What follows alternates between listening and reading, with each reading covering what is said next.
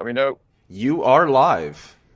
Welcome to Trash Talk, episode 3, coming at you live from, beautiful San Diego, but a kind of trashy spot in it. Here we are at another waterway like last week. This waterway empties out into the Pacific Ocean and a little over half a mile down over there. And as you can see, there's a whole lot of trash and waste all along it that's just waiting to hop a ride down to the Pacific Ocean. So we are going to try to pick up as much of this as we possibly can today, starting right now. And as I am picking up trash, the viewers will see that there is a link pinned in the live chat that they can click to call in to have a discussion with either myself or my co-host for today, Leo Filius. Leo, how's it going? Welcome to Trash Talk. It's going well. Thank you for having me. Yeah, so for those of you that don't know, Leo Filius has a YouTube channel where he does like tons of debates, philosophical discussions on science, religion. I mean, why don't you tell the people some of the things that you like discussing on your channel, Leo, so that they can get an idea about, if somebody wants to call in, they can call in on any subject that they might want to talk to either of us about, a subject that we might be talking about later or something, or why don't you give an idea about what kind of things that you like to talk about, Leo? So, on my channel, I broadly like to discuss both physics and philosophy. To be more specific, I like to talk about things related to cosmology and quantum mechanics on the physics side, and I like to talk about physics of science and the philosophy of religion on the philosophy side. So, if any of those things interest you, please call in. Yeah, and I've seen that you've recently been reading some really interesting books on the philosophy of science that I'm a little bit jealous of your collection I saw the other day. Don't be afraid to buy the books. Yeah, like But yeah, I I do the bought reading. five different books that relate to the philosophy of science. The two I should say that I'm most interested to get into are the two by Imre Lakatos, who was a Hungarian mathematician, philosopher of science, and Marxist, because the way that he kind of talks about science and how it's structured and how it develops, I find I already know quite a bit about like his method and everything, but I've never actually read his books, so it's gonna be interesting to really read those books and dig into how he looks at science and its structure as a method used by humans and how that method evolves over time. Yeah, I mean I find that stuff eminently fascinating. I'm like, I hope that we get some kind of discussions or something about philosophy of science today. Could be a fun one. Physics, quantum mechanics. I mean, last week we had people calling in asking about free will and the universe and the existence of nothingness and whether or not the universe can be created ex nihilo. So we could get some hopefully good conversations going today. But also just it's fun to chat and hang out with Leo. We Last time I saw you in person was at the Modern Day Debate Conference back like 2 Novembers ago, right? Yep, November of 2023, DebateCon 4. Yeah, that That was a seems good like time. just yesterday It with Andrew does. Wilson and Matt Dillahunty as the headlining event that never that sort of happened but didn't really happen. Yeah, yeah, that was something, wasn't it? Yeah, and then you had a debate with Witsit, and I challenged Witsit to a debate at that conference, and that was like over a year ago. And Yeah. Witsit said, "Yeah, I'll debate you, Grayson. Sure, of course." And then it's been crickets. Yeah, I was gonna say, I Oh, don't think that debate's happened yet, has it? do you think I could? I don't think I can reach that. Uh, Please don't fall in the water. that would make for a You, quite interesting stream. yeah, it would. You know what they say: you win some, you lose some. Can't please Yeah, everybody. yeah. Maybe I need longer grabbers. Oh, whoa! Look at that. There's Now, I have a question for you, just because I'm a yeah. curious guy and I like to ask Look at questions. that. What? Oh, that is an interesting looking object. It's like a ball of yarn or something. Yeah, that does look like that. What got you interested in doing this? Not just to picking up trash, but streaming while you're doing it. So, I have been doing the two activities separately for like a number of years, right? I had been doing the, I like in 2023, I did a few months before I went to Wyoming and got off of the habit. But there were a few months where I was doing like weekly streams for call-in shows, and people would call in and argue and debate. And I would talk about the science news of the week. And a lot of people really like that. I really like that. And The one thing I didn't like about it was I didn't like sitting down in my room for like hours, and like I just had to be sitting in a chair.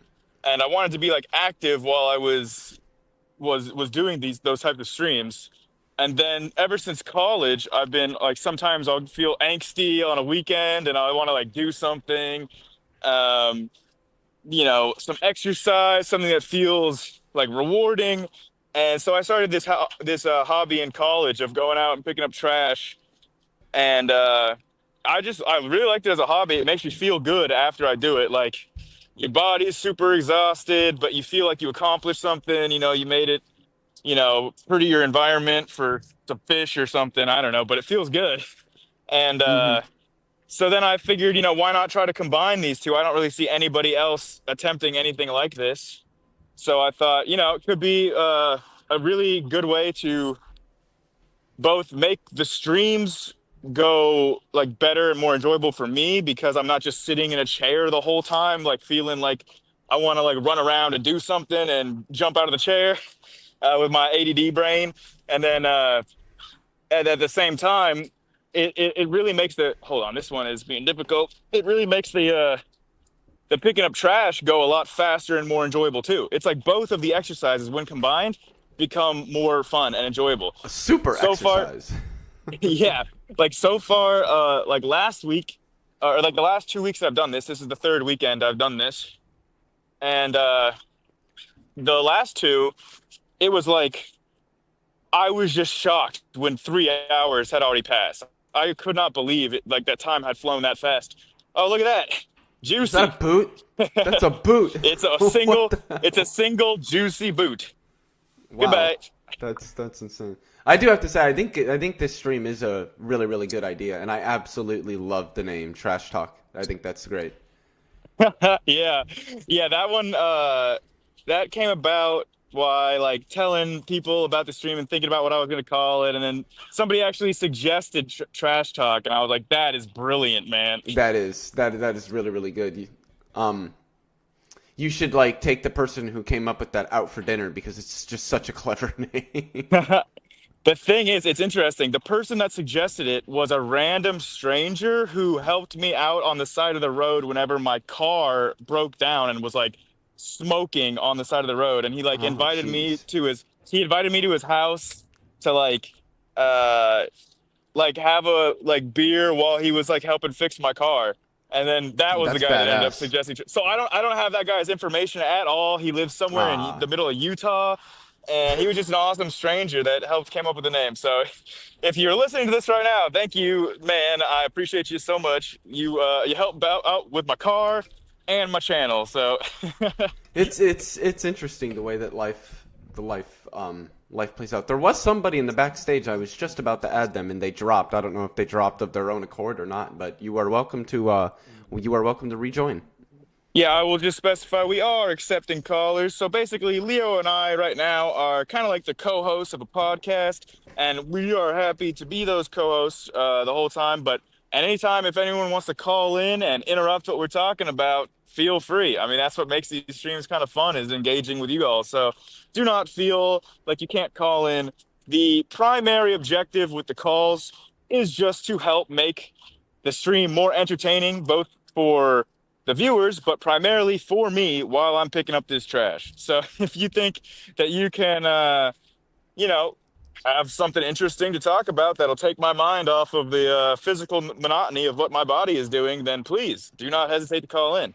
And also, just in case you're not seeing the banner, once these trash bags are full, I name them, and the highest, most recent super chat gets the privileges of naming the trash bags. And if we don't have any super chats that fit that bill, then the privilege defaults to Leo. And so Leo gets to Ooh, pick the sweet. name of the trash bag if nobody else calls in, and he can he can look to the chat, ask the chat for help, or he can come up with it himself. So we'll see. We're pretty far from filling up this trash bag so far, though. So, and yeah, I so did want to say yeah. just for our audience sake a couple of things about myself. I have a new microphone, as the people that are used to seeing me without it have probably noticed. However, the microphone is a little bit faulty. The port that the cable plugs into is loose, so there may be moments during the stream where my audio just all of a sudden cuts out. Don't worry, I will know when it happens, because when it happens, StreamYard automatically mutes my mic, but I figured I'd give everybody a heads up that that may happen. Also, I am unable to adjust the brightness on my monitor. I don't know why. The slider thing is there, but it's sort of frozen where you can't select it and move it. So unfortunately, there is a very annoying glare on my glasses that prevents you from actually seeing my eyes. Believe me, it probably bothers me more than it does you. But I just wanted to point those two things out, just so that the audience is aware of those things. Yeah, that's important housekeeping for sure. Yeah, you got like a pretty cool new setup there for some new kind of videos and streams on your channel, right? That you're going to be going for. Yes, yes. I'm actually And going you to be actually have a pursuing. debate What's tonight, don't that? you? Don't Yes, you I have a do. I debate have a like debate tonight? at, yep, 6 p.m. Central Standard Time. It will be live streamed to the channel Breakfast Tacos, if anybody is familiar with who that person is. Um, so that will be again at 6 p.m. Central Standard Time. The debate will be on the Politics Discord server. So if you're a part of that Discord server and you want to actually be in the Discord audience for the debate, you can join there. Otherwise, it will be streaming to Breakfast Tacos channel. And then what's the subject of that debate going to be about? To give the idea, the people an idea. I am debating somebody named Jack Talcott on does the Christian God exist? So it should be a pretty interesting discussion. And we do have somebody backstage, Al Trucker and Son. How's it going? Oh, awesome! How's it going, Hey, Al? how's it going, Leo and Grayson? Good to see you and hear from you. I'm driving, and I have my young lad here, and he asked me a question that I didn't know the answer to this morning well, it was actually this afternoon on our way to coding class. He asked me a question. He's a prehistoric history type enthusiast, dinosaurs and other prehistoric things, creatures. all prehistoric creatures. And Same. Grayson will be able to answer this, I think, and Leo knows a lot of stuff. But my boy, you don't need to give your name, but can you tell Grayson and Leo what your question is? Okay. What was the most likely cause of the Permian extinction? The Permian extinction? Is That's that what right, the question Permian was? extinction. Yeah. Okay. So the Permian extinction, for those that you don't know, is like widely regarded to be the largest of all the different mass extinctions, in terms of 85% of marine life like died out basically, or marine species. And currently, the hypothesis for the cause of it is essentially like massive volcanic activity in Siberia. Like the the Siberian traps are this huge like igneous province. Could you mute Al real quick? There's a little bit of background noise Yes, I can do from the that. driving. So yeah, basically there's a large like igneous province in Siberia basically that shows like that a huge area of land, like how some people talk about Yellowstone being a super volcano. Well, this makes that look like playtime. This is like something the size of Siberia essentially turning into a massive volcanic like mess that's just basically putting in so much toxic fumes into the atmosphere that it creates like it basically creates a mass die-off in the oceans from all of like the lack of oxygen resulting and just a huge massive die-off of species. But actually just this last week, which is it's really a very well-timed question, because just this last week I was reading this new paper that came out about the Permian extinction, and it was this paper that was analyzing this formation that was like literally just after the Permian extinction, like 75,000 years after, like really, really short after the Permian extinction. And it was looking at like a sort of fresh water kind of like, you know, swampy kind of coastal environment. And what they showed actually was that the extinctions there in that environment, and this is like China, so not like the other side of the earth from Siberia or anything. Um, the in that area, the species were estimated to only be like 21% going extinct. So it seems like there was a much larger like marine die-off potentially, and that a lot of like at least some of the plant species, like there were these big forests of gymnosperms and all of these synapsids and dicynodonts and things that were pretty prolific right after the Permian extinction. But so it seems like maybe it wasn't as much of a huge extinction on land as maybe was previously thought. I mean, in the water, it still seems like it was pretty apocalyptic, like worst of all time. But on land, it kind of seems like maybe there was a little bit more strength because we're actually finding some species that were thought to have only evolved after the Permian extinction, sort of in the vacuum that was left behind. We've been finding some like earlier versions of them from like before, like during the Permian period, not during the Triassic. So it's like, seems like there's maybe a little bit more continuity on land than was previously thought. But in terms of the most popular hypothesis explaining why and what caused it, it would be volcanic activity from Siberia. I did not know that. I learned something new today. Yeah, and it says like such an amazing timing too for Big Al and Little Al's question here, because like literally was just reading about that new paper like earlier this week. I think it was just like pretty newly published. So excellent timing. You can unmute. You can unmute them now if they have any follow up. Okay. So. Does this mean that the Lystrosaurus wasn't like one of the only species to survive? So the Lystrosaurus was still like by far the most like common type of animal in that Chinese formation that I was just talking about, that new one that they were characterizing. Although they were also finding some like pseudotsuchians, and it was just like, it wasn't so much saying that like, oh, this changes what we know about Lystrosaurus being like the most successful animal like after the Permian extinction. Like that's still the case, but it just shows us that there was more biodiversity both with plants and animals than we previously thought right after the Permian extinction at the beginning of the Triassic, specifically for land animals and plants. And Lystrosaurus though was still by far the most common one of them. Like, I mean, the Lystrosaurus, for those of you that don't know, or like they look like these kind of like little pig tusk looking creatures. They look really cool, in my opinion. They just they are survivors. Like they can eat like really hard roots and tubers and things. So like whenever you had this total extinction event and it was killing like anything that was pretty large, these Lystrosaurus, they could go, burrow in the ground. They could eat these tough tubers and roots that would have been, just about the only source of food when all the plants die from lack of photosynthesis. So in those first few thousand years, like the Lystrosaurus would have been and was at a major advantage to take over the whole Earth. So that's still the consensus, is that Lystrosaurus was the most common after that period, I have a quick question. Until they got totally killed and eaten by all of the the pseudotsuchians and they got outcompeted.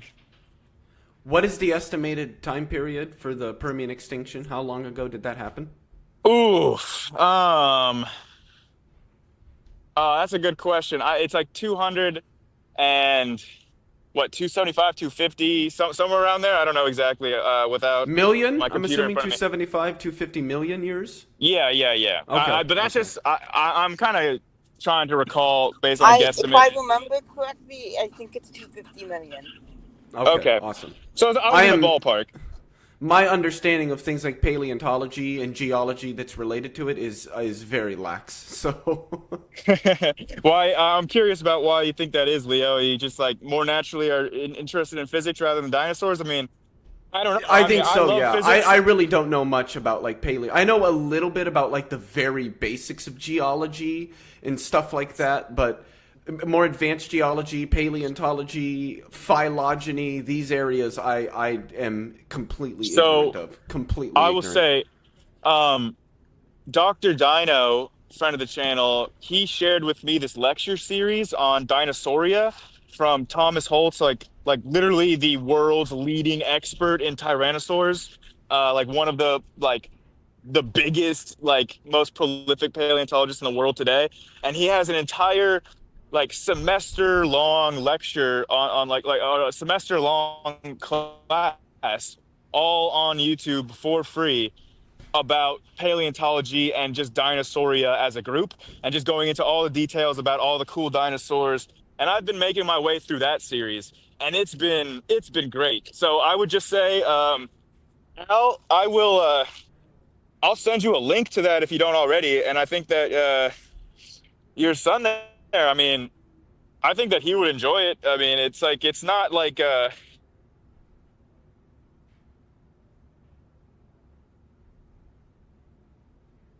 lot of the basics, but still, like I feel like um, I feel like he makes it really easy to follow, and you don't like need to like you can hop in and you can understand like most of what he's talking about, and you can get a lot out of it. That's like really really cool stuff to learn, like It's a things that I didn't palatable know. series. And yes, Awesome. and yeah, I mean, like I was learning. I don't know, just going through all the details of all the different clades and the phylogenetics and like the entire evolutionary history and even the history of the science behind dinosaurs. It's I can't recommend it enough. So I will send Al the link to it, and maybe you can see if you can get something out of it. But thanks for your call. That was a really great question. Okay, yeah, thank you. Thanks, Grayson and Leo. That was wonderful. Don't thank me. telling Thank us all Grayson. that He's the one interesting that stuff. gave the answer. And we're going to look in that link. Yeah, I'll send it to you on Discord later, Al. Talk later. Perfect. Thanks for calling. Okay, thank you. And Give me about 30 seconds. Leo, I'll I've be got a back. question for you. I'm curious because, okay, sure. Basically, my question for Leo while he's I can getting still ready hear was, you. okay, cool. Well, I was just gonna be curious about like, I don't understand somebody that's not into dinosaurs, and I was just curious about like, because I'm super into physics and dinosaurs, and I genuinely don't get people that are only into one and not the other. Like, I know they exist, like Dr. Dino super loves dinosaurs, not that into physics. Leo loves physics, not that into dinosaurs. And I'm just like, how are dinosaurs not the coolest thing ever, Leo? I don't know. I've never, the whole like evolution biology side of science, I know some things about, but it's never captivated me the way that physics has, or even philosophy. Wow. So I'm curious because I feel like maybe this decision is made for most of us as like 4-year-olds, like as a 4-year-old little boy. I feel like you get to pick, like, to make your entire personality revolve around either dinosaurs, space, like trucks or construction equipment or sports. But or see, cars. here's the thing.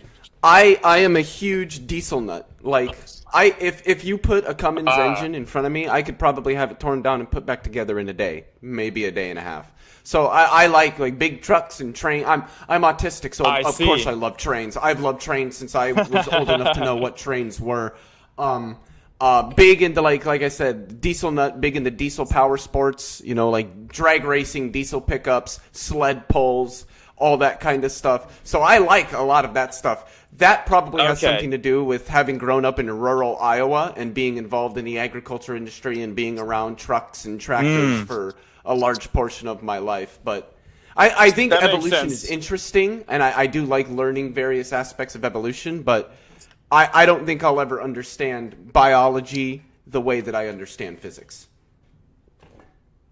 Yeah, I mean, fair enough. I was definitely never into the whole trucks and like big machinery and stuff. So I feel like, that was your dinosaurs. Probably, Or yeah. that was your. But yeah, as a kid, for me, it was dinosaurs was where I was always drawn to dinosaurs, watching Jurassic Park, watching Walking with Dinosaurs, and all those goodies. So dinosaurs were for me like like that was my childhood cool thing to obsess over. So Yeah, cool, for me, cool. when I was younger, it was space. I don't know why. Space always, and I think that's kind of where that just led into physics broadly. I can understand that too because I was also really into space. Ever since my dad, I was drawing like little like aliens and monsters and stuff, and my dad like went over my shoulder and was like, you know, the universe is such a large place that statistically anything that you draw most likely exists somewhere out there, which like in retrospect is not true. But at the time, telling that to like a little 5 or 6 year old, I felt like I Yeah. had the power. I was like, anything I draw is real. I am God. Yeah, like a little like 6 year old Grayson just like creating worlds and stuff. And yeah, so then I got really into like aliens and I got a bunch of books on like, oh, you know, if aliens evolved on Europa, what would they look like or something like that.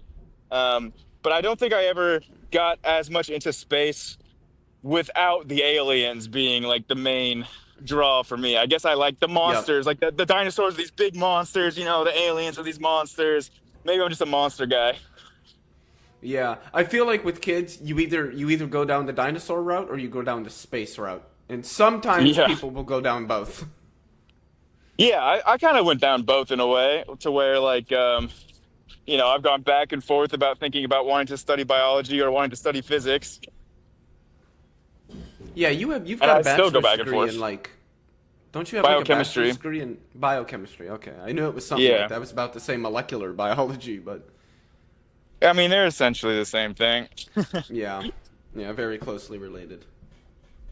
Yeah, so we are getting a little bit more full up on this trash bag here. So if you have an idea for what you would like to name this trash bag, you can name it after, well, somebody that you don't like, maybe an ex, maybe if there's like maybe a certain orange politician, anyone at random, you know, random richest world's richest men, anything like that that you want to name a trash bag after.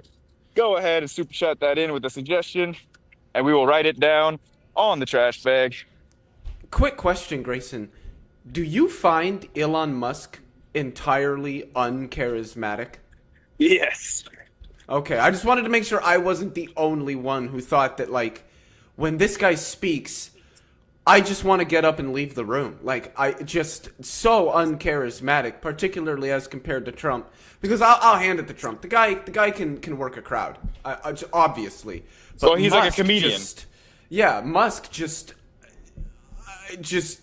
I don't even know. I don't have words to describe how friggin' boring he is to listen What I to. what I find really like interesting about Elon is that like essentially the reason why he is so rich is not because he's like built a successful company. Like Tesla is like way too overvalued compared Oh to yeah, business fundamentals. The reason he's so rich is that he has convinced so many people to invest in his business because he's convinced them that he's some sort of technological genius that's going to usher humanity into the future. And that's what I don't get is like the people that are convinced that like this is the guy that's going to like usher like take bring us to humanity Mars. forward. Yeah. And like that's the one because like that is why he's so rich. I mean, people invest into Tesla because not because they think like Tesla's a friggin' like great electric car company, but because they believe the things that Elon Musk says when he's like, we are going to do self-driving cars and we're going to take over the energy production industry and we're going to do our own air conditioning in unit. And like he like says all this random stuff about how his company is going to change the world. Like, I mean, think about does anyone remember the first time that he started X.com back when it was PayPal? Yep. And he wanted to call it X.com, and literally every single like executive and investor at PayPal was like, "Do not call it No. X.com. That sounds like a porn name." Everyone wanted to call it Yep. PayPal, and Elon like was like, "I want it to do everything. I want people to be able to do banking and on their mortgages and like Yep. literally every single financial activity, all on X.com." And everybody else was like, that's not gonna work. That's not feasible. Like, let's just make it a simple banking app named PayPal, and then that was this Yep. super successful company. But like, like Elon is like His ideas are horrible. His first business that he started, that he made his first millions off of, Zip 2, was literally just an idea that he stole from a a yellow book salesman, like Yeah, like something like the that. yellow pages. Like a guy came and tried to sell the yellow pages, and he was a bad salesman and was like, "Yeah, we're thinking about like digitizing the yellow pages and putting it on the internet." And then Elon was like making fun of how bad the sales pitch was. He was saying like that guy did such a bad job. He was telling everybody how horrible the sales pitch was. And then like a little while later, he's like, "Guys, I got a brilliant idea. What if we digitize the yellow pages?" And then literally just took that exact idea and said like, "Oh, well, that guy didn't know what he was doing, but he wanted to do all this stuff with coupons, and we got rid of the coupons, and we made his idea better." And now they sold it for like $10 million, and then it like went bankrupt and never was a successful business. So Yeah. like they literally when they sold it. Oh, sorry. We do have a super chat here from Left-Handed Nice. Jedi for a big $5. They Heck asked, yeah. "Is it true we are in the middle of an extinction event named after humans, the Holocene?" Yes, pretty much. I mean, and like even the crazy thing is like it's become so widespread that that's just becoming the consensus that like in that paper that I was reading that I was talking about with the Permian extinction, in the abstract for that paper when they were talking about the significance. Oh, ooh, maybe I can get this. Let me try. When they were talking about the significance of the study,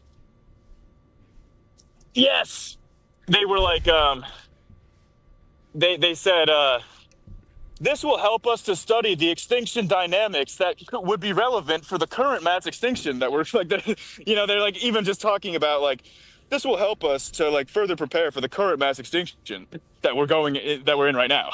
So there's Yeah. like just Yeah. taken as a given basically in the abstract of the paper that yes, we are currently living through like an anthropogenic mass extinction event. But You at know, the same I had time, thought that we were, but I wasn't sure myself, naturally, because of my ignorance of these subjects.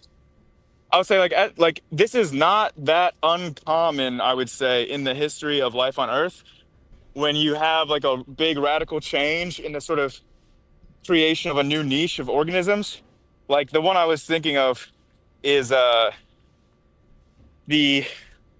there was a mass extinction that was initiated by um trees. Whenever trees first evolved, like everybody kind of thinks we think about trees as Damn. being like, trees are really good, they're like part of nature, and like we think of them being wholesome. But like when trees They first started as a evolved, bunch of assholes.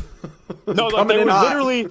they literally did climate change. Like when trees first evolved, like essentially, um, it caused like a whole lot of like nutrient runoff into the oceans, which is like a kind of a pollution because then it creates massive like algal blooms and it basically starves the ocean of oxygen.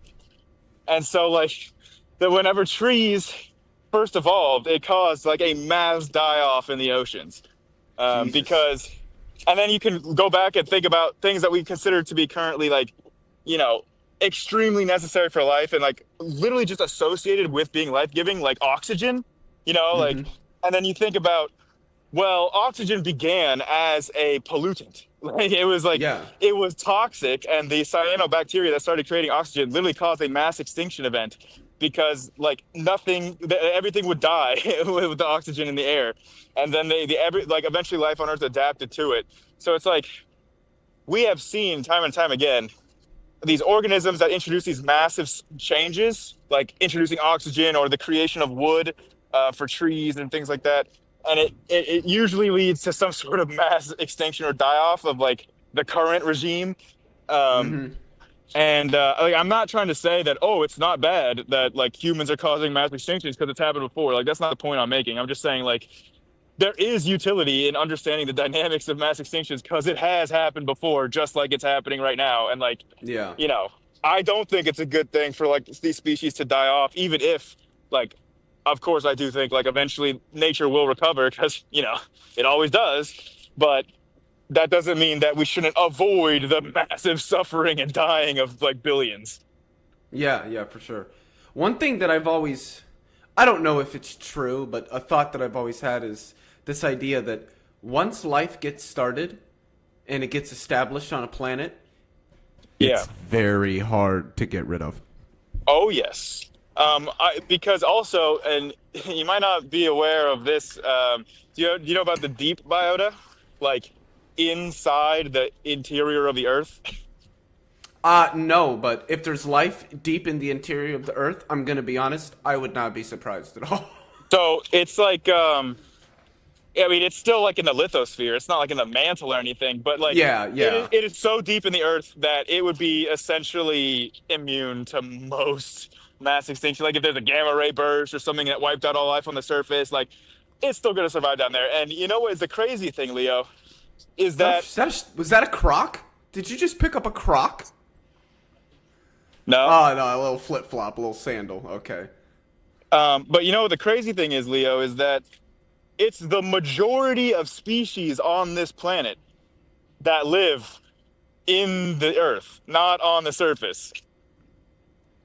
That's Like not the surprising majority, to me, honestly. like the majority of the biodiversity, and we have almost none of it sampled. Jesus. Like, Yeah, like we there's- know basically nothing about the genetic diversity that lies like inside the Earth's interior, but we do know that it's a larger like genetic reservoir of like genetic diversity than is on the surface. Yeah, that is really So yeah, like interesting, actually. you're not gonna wipe out life on Earth. Like it'll No, come back. God no. It'll come even if it's just single cells. Like it'll come back. The main question that I find interesting is like whether or not like I don't really particularly think that life is like it wouldn't surprise me to find single cellular life on an alien planet, right? Oh, not at all. That would just not be remotely surprising to me. The question is like how rare is it for single cellular life to become multicellular? That's the really interesting question. That's the big question. That's the one I hear a lot of like when I have talked to OOL, Origins of Life researchers, a lot of them say it really wouldn't be difficult to get in 100 million years, if that even, single-celled life on a planet. It's the jump from single-celled to multicellular life that's really something that a lot of us are trying to figure out. How does that jump occur? What does it require? Things like that. But yeah, single cell, like I wouldn't be surprised if there were some form of single-celled life living like under the surface of Mars or something. Yeah. I mean, No, same. I doubt it, but I wouldn't be surprised if we did some sampling on Mars and found out, guys, there's single-celled organisms living on Mars. Or And they're Europa, not like from under the Earth. ice. Yep, something like that. Like I would not be surprised within our solar system for us to find single cellular life forms outside of the Earth. That would not surprise me. But yes, I think even more so maybe than the leap between multicellular and single cellular though is like going from prokaryote to eukaryote is probably Yeah. the single most difficult transition to achieve there. That seems like I don't know. Because I mean, multicellular life, I might be wrong here, but isn't it that like multicellular life has existed for less than 1 billion years on the planet or something like that? yeah, pretty much. I mean, we have so it's like in terms of the timeline as currently the current idea of the timeline, it's like basically it seems like we had single cellular life forms like Luca, last universal common ancestor, seems to be around like 4 billion years ago. So Yeah. that's pretty dang close to like the earliest that it would even be possible because of obviously like the first you need oceans, right? So like you can't Yep. just have life on a molten ball. So like it takes a while for the oceans to develop, and then basically like within like a very short amount of time that you could have the conditions for abiogenesis, life arises. So it doesn't seem Yeah. like in terms of the timeline like that was the main like rate limiting step. But then after that, you have the time period called the boring billion, where there's like 1 billion years where for a long time scientists couldn't find much about what happened. Like it didn't seem like much happened at all for about 1 billion years. They call it the boring billion, and now we're finding out more and more details about what was happening during that period. We've actually found fossils of single cellular organisms from the boring billion, which is really incredible. That is pretty badass. They're called you can check them out. They're called the Volin biota. Found they're found like deep underground in like a well or something in Ukraine. And they have like really crazy shapes and morphologies, and like they look like, oh, what the heck? What Wow. is that? Uh, a mini Mini. cream charger for Cool Whip, I think. No, no, nitrous oxide. Holy shit. Okay. Well, A little that laughing gas, huh? yeah, jeez. But yeah, so the images of the Volin biota look really crazy. It's like just types of single cellular life forms that we just don't have today. So it was definitely not boring. They were doing stuff. They were figuring things out. Like this is when you have that period of the development of eukaryotes. But it just took a really long time. Like it took much longer for prokaryotes to become eukaryotes than it took single-celled eukaryotes to become humans. Yeah. Yeah. We do have another, I don't know what you would call them, a caller in here. Don't follow Callers, Doug. yeah. I'm going to go ahead and add them to the stage. How's it going, Doug? Nice. Hey, how's it going? Going well. Going well. Can you guys hear me all right? I have some headphones. I've never tried the microphone on. Yes, you sound wonderful. Cool. Well, thanks for doing what you're doing. Snowbanks are melting here in New Hampshire, so we're about to be picking up trash probably next week too. Nice. Yeah, so I had been meaning to chat with you about something random. I was going to call in one of your previous shows. I never got the opportunity, and I don't have any friends who are really into philosophy. So I was just thinking, about like the utility of determinism. I kind of am not like really super into philosophy, but this question I had kind of dragged me in where I was starting to like use determinism as like a way to not be annoyed with people who are awful. And I was just Yeah. wondering if you think that's like actually a healthy approach to things and just get somebody else's thoughts on it. And my wife doesn't like to think about existential problems like this, I think. That's a great question, and you definitely, my friend, called into the right show.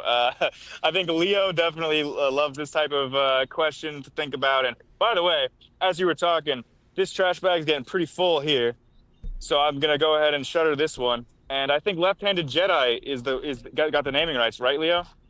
Yep, that is correct. Cool. And then, in terms of your question, I think this is a great question, and it's actually really relevant to a discussion I was just having last night with a friend of mine who's a clinical psychologist, and they were asking me whether or not I felt any empathy for Elon Musk. So like going full circle now, right? Because we were talking about Elon before. Now this is a good example, right? Because we were talking about like how like what could be done to prevent the rise of these megalomaniac men like Elon and Trump who want to take over the world and all this stuff. And I was talking about this South African hunter-gatherer tribe that recognized this problem thousands of years ago. They said that there's a certain flaw that can come up in young men, is how they describe it in the tribe. And they say that it basically is like this egoism. And so what they do is they like never like they never like overly praise young men for their accomplishments. Like if a young man comes and is like he did like a really like a great hunt, like he's the best hunter in the tribe, and he comes in and he's like trying to like brag about it, everyone roasts him and makes fun of him for being silly and clownish because you're expected to behave humble. And if you don't behave humble, then people like think that you're behaving like an idiot.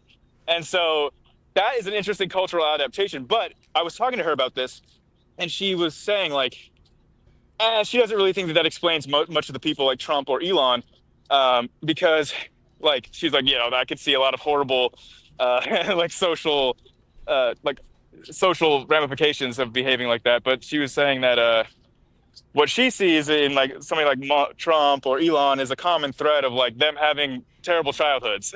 And then we were talking about like how they were both raised with like neglectful fathers and ostracized, and how they had to like a chip on their shoulders. And anyways, it basically went to a point of agreement where yeah, it kind of seems like I can understand why these men are the way that they are. Like I understand, like Elon literally, his best friend growing up got bullied so hard just because the other kids were trying to bully him into stop being friends with Elon. Like, and then they stopped bullying the kid as soon as he agreed to stop being friends with Elon. And like he had no friends. They pushed him down a flight of stairs. His father was saying how horrible he is and what an idiot and all that. And like, Elon was talking about wanting to move to America, and so his father would make him do the chores by himself without the black servants, and then would say, "How do you like playing America, Elon?" So, yeah, I understand why Elon is the way that he is. And so then the question is, well, that was asked to me was, do you feel empathy for Elon? Do you still like, do you have negative, like, do you not like him? Do you dislike him? Do you wish harm upon him? If you understand all the reasons about why he is what he is. And I basically, at the end of the day, just came down to like, I'm not like, I mean, some people wish harm upon Elon. I don't necessarily wish harm upon him. I just wish he would go away and stop being a billionaire. I just wish that he would stop being rich and just go away. I don't care if he suffers or not. But then the way that I described it to her was, yes, I can understand like why all these factors would shape this human to be the way that he is now. But does that make me empathize for him? And like, no, not necessarily. It basically, the way that I conceive of it is like, I can understand all the reasons why my truck broke, but I still have a broken truck, like that needs to get dealt with. It needs to get fixed. So it's like I consider Elon to be a broken truck. Like we know why he's so broken. We know about his terrible childhood, and we know like, oh, this is why Elon is the way it is. But at the end of the day, like he's still broken, and he needs to be like, you know, made to be in such a position that he does not have the power that he currently has to like reshape the world in these horrible ways, is my opinion. I know I that did was a want long to. rant. Leo, do you want to take on this question? I did want to point out that Left-Handed Jedi has given us a name for the full trash bag. Perfect. What have you Skunky got? Musk. He Musk. I Skunky love it. Musk. Yeah, that's a good one. I think that's a good one. With So yeah, respect did to you the want to take on this about question? Determinism. I'm a determinist of sorts, but I'm not a hard determinist. I'm what in the philosophical literature would be considered a compatibilist. I think that determinism and free will are compatible with one another. Free will to just be the ability to make decisions, and I think that we can make decisions. And in fact, I would say that I don't know what it would mean to make decisions absent antecedent factors that are used in making those determinations. So I think that the concept of free will can't exist if there aren't antecedent factors that play into the decisions that a person makes. I don't know if that answers your question directly, but that is, at least to start, that is my view on free will and Do you? determinism. I think the question was about like the utilitarianism of determinism of like, does it give you any utility in terms of how you interact with other people, realizing that their choices, their decisions, their behaviors are primarily the result of these antecedent causes rather than like, I mean, like if you can understand why people make the decisions that they make, does that help you deal with them at all? I think it can. Yeah, I think that if we understand what motivates people to think the things that they do and make the decisions that they make, I think there is utility in that. I think that can help us sometimes, maybe perhaps address the problems associated with the kinds of decisions that some people make. Um, but that is something that I would also want to think about a little bit more, just to sort of refine. I guess I've never really thought about that. I'd have to refine my ideas about that a little bit before I could really provide probably more of a more what's the word I'm looking for? A more thorough. Yeah. I think it I reminds me a little bit of that quote that's kind of um like the way that people interact with you is kind of like a reflection of kind of what they got going on in their own selves. And I Mhm. think that kind of sentiment can also help you understand like to like take things less personally. And I think that this it's the same with determinism. Like it's not so much that like I think it does kind of help me take things less personally if like, oh, I understand why that person behaved that way because of like their past experiences and blah blah blah, and it's like, oh, okay, well they weren't just like uniquely, basically, yeah, it can help you to not take things so personally when people do things that annoy you or directed towards you or just overall like maladapted behaviors, which you know, it's good for someone like me that talks to a lot of maladapted people in these internet debates.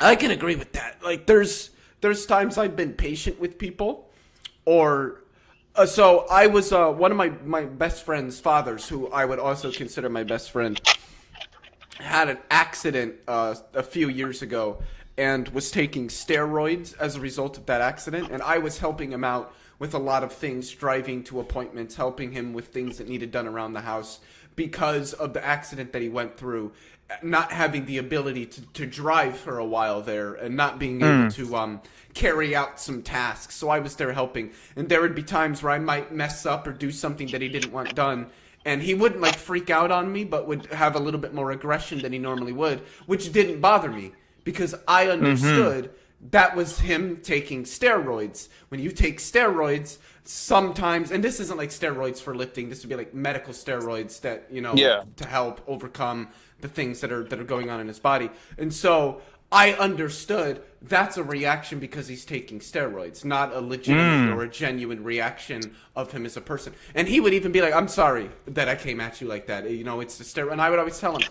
I get it. I completely understand. It's the medication that you're on and everything like that. So That's a good having point. that understanding of the way that people think, the antecedent factors that contribute to the decisions that they make, has helped me with being more patient with understanding people when I'm in discussions or when I'm out associating with people, because those things play into how people react. So, like when I'm talking with a Trump supporter, somebody that supports Donald Trump in the current administration that's looking more like a regime, I do have a sense of patience with to be like, I understand. I think you cut or at out least for a second. Am I back? Yeah, right after regime, you cut out for a second there. So just understanding the motivations that people have and the ways that they think, I think can be useful in engaging with people, trying to say, and I think empathy plays a role there too, trying to understand why people might be motivated to think the way that they do, or why they might hold to some of the positions that they do. Putting yourself in that position, if I was exposed to this kind of information, how would that motivate the ways that I think about things? And then using that to approach them in the discussion, I think can be a little bit more helpful. When people can see that you can put yourself in their shoes, that you can at least try to approach these issues from how they're looking at it. Sometimes I think that helps create common ground between people, where, it's sort of that, hey, I disagree with you, but I see where you're coming from. I see why you think this way. And I think that can help in discussions with people and help them to perhaps maybe see things a little differently, help open their minds to different perspectives when they think that you can sympathize with them on a level that other people can't. I would Hopefully what also I just said add to made that. sense. I would also just add to that I think that's just generally speaking the best strategy to go in debates is to try to like not address a straw man, but to genuinely try to understand in the best possible light the argument that the other person is making, so that you can refute that argument. Yeah. Because it doesn't do you any good to refute a straw man. Because you're just treading water in the conversation. You're not actually doing anything to push the conversation forward if you're only addressing straw men. So it's in your best interest whenever you're having a debate or an argument to hear them out, active listening, and try your best to understand their position so that you can actually address their real position. Exactly. And I think that was a really tremendous point there, because it reminded me of whenever I was looking after, I had a relative that was kind of on their deathbed from liver cirrhosis. And at the end, basically, when your liver fails, it ends up releasing all of these, toxic chemicals that your liver was supposed to break down and didn't. And it releases it and starts up, and some of them end up crossing the blood-brain barrier. Yep. And just floods your mind, and you just start losing grip of reality, basically. Oh, wow. Windshield washer fluid. Wow. And it's empty. That sucks. Why? Do you need some? No, I think that just means that it all leaked out already. Oh yeah. Hopefully, it's just it was thrown empty, and the person put it all in their vehicle before they just, I guess, decided Hopefully. that nature needed some wiper fluid. Yeah. God. Anyways, but like my point was, is that at the end there, like she was getting highly aggressive towards me, and I was like trying to help her out and everything, but it was like I remember this one instance where like she asked me to go get her like some chocolate cake. And then I like was like, okay, I don't think they have that here at the hospital. And so I had to go out to a restaurant. Oh, look at that. Ugh. I'm glad that I'm up. I am glad that I'm current on my tetanus shots. Yeah. That's some butane. Jesus fuck. Butane. God. Anyways, and so I went and got her some chocolate cake. And when I came back, she threw it at me and started calling me like a fucking idiot or something. And she was like clearly like didn't know what was happening. She actually called me Anthony Fauci, or she said that her doctor was Fauci and was trying to kill her. And so she was like totally like detached. And I wasn't like, I'm not taking it personally. Like the Yeah. deterministic point of view, I know like, hey, her brain is currently being flooded by toxic chemicals that make it literally impossible to think rationally. So like it was very easy to put up with her. Well, not easy. I mean, it's still like a lot of bullshit to put up with, but like I wasn't like mad at her for it. So I do think that Yeah. that is some like um some utility from a deterministic position of like, yeah, she's determined to act like really irrationally because like her brain is being flooded by toxic chemicals. Like, so that is a Hmm. really easy scenario for me to like clearly see the utility and understanding the deterministic position of like, yeah, she's determined to act this way. And I think that that actually has more broader implications, like as a whole. Like it's not like, that she was uniquely determined. Like, I mean, she has the same brain. It's just that the brain was altered, and so her behavior was altered. But in our real day-to-day functioning, it's like the same way, I think, anyway, that our behaviors are determined. Hmm. Anything to say, So Doug? yeah. Me and Grayson have kind of been. No, you've been going down the same path that kind of my thoughts went and brought me to thinking about it far more than I ever expected to. I don't know if you're familiar with the quote. I forget. I heard a quote from somebody. They said something along the lines of, everything we do can be broken down to an electrical impulse in your brain, and therefore it's irrational to praise people for their successes or blame them for their shortcomings or something along those lines. And I just, yeah, it sent me down this rabbit hole, and then eventually just started lately questioning. So is it actually, if I am in fact holding this determinist worldview, is it irrational to be mad at anybody for anything? Yeah. Well, I think that like I like the analogy with like the broken truck, right? Like if your truck broke and you know exactly what is causing the damage and what created the damage in the first place, you still have a broken truck that you have to fix and deal with. So it's like, there are still ways that you can deal with people's behaviors that either like reinforce positive behaviors or disincentivize. Like you can still incentivize and de-incentivize people's behaviors, and it's not like um well, maybe it doesn't necessarily make rational sense to get angry with your truck for braking. I don't think it's like necessarily irrational to like just be angry about the situation. Hmm. Like, oh, No, like if I've you, got places to go today, and my freaking truck broke.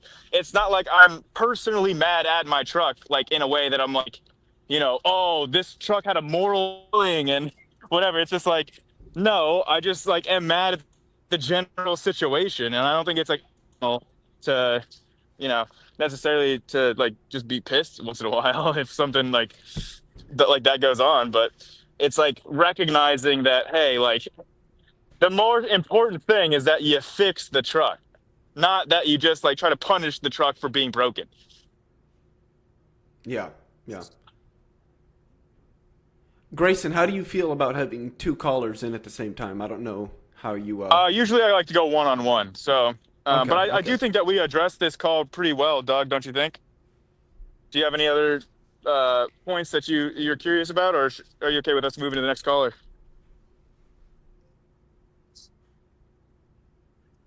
We'll I take that think as a I think yes. Doug may have froze. Well, I will. I'll just say thank you for your call, then, Doug. We appreciate it. That was a really interesting discussion. That was actually. So we got another caller. Yes, not sure. How's it going? Hello, it's me again. Remember me from the last week? How's it going? I did not catch that myself. Hello, can you hear me? Yes. Can you hear me now better? Yes. Yeah, we can hear you fine. Okay, remember me after the last week? We talked. Yes, I do, but about Leo preview. Filius was not here, so but I do remember you. Yes. Mhm. I was listening to the last call and wanted to add something to it. Go ahead. Sure. Yes, so regarding responsibility and praising or blaming or getting angry at someone. So Doug quoted Robert Sapolsky, who told that it's we are sort of results of electrical activities of our brains. Yes. Robert Sapolsky, for those of you that don't know, is a primatologist who is perhaps one of the most famous scientists for arguing for determinism. Yep. He wrote the book literally called Determined. Yeah, but I want to argue against that for several reasons. Yeah, Robert is a great, probably one of the greatest primatologists, but when he's talking about philosophy, he may have something wrong. So my response to it, I have several points. First of all, yeah, and I wanted to add that my English is very bad, so sorry if I say something wrong, and please ask for clarification if you don't understand. So my first point is a very funny one.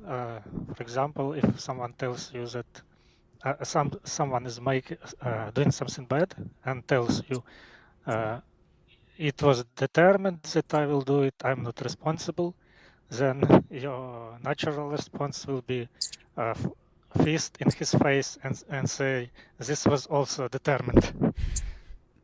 Look at this. I don't even know what this is. What the fuck? Some toy, I don't know. Yeah. Okay, but okay, sure. Like, you know, okay, if I don't attribute moral responsibility to my truck, the truck is still broken and still needs to be fixed. Yeah, this my first point is funny.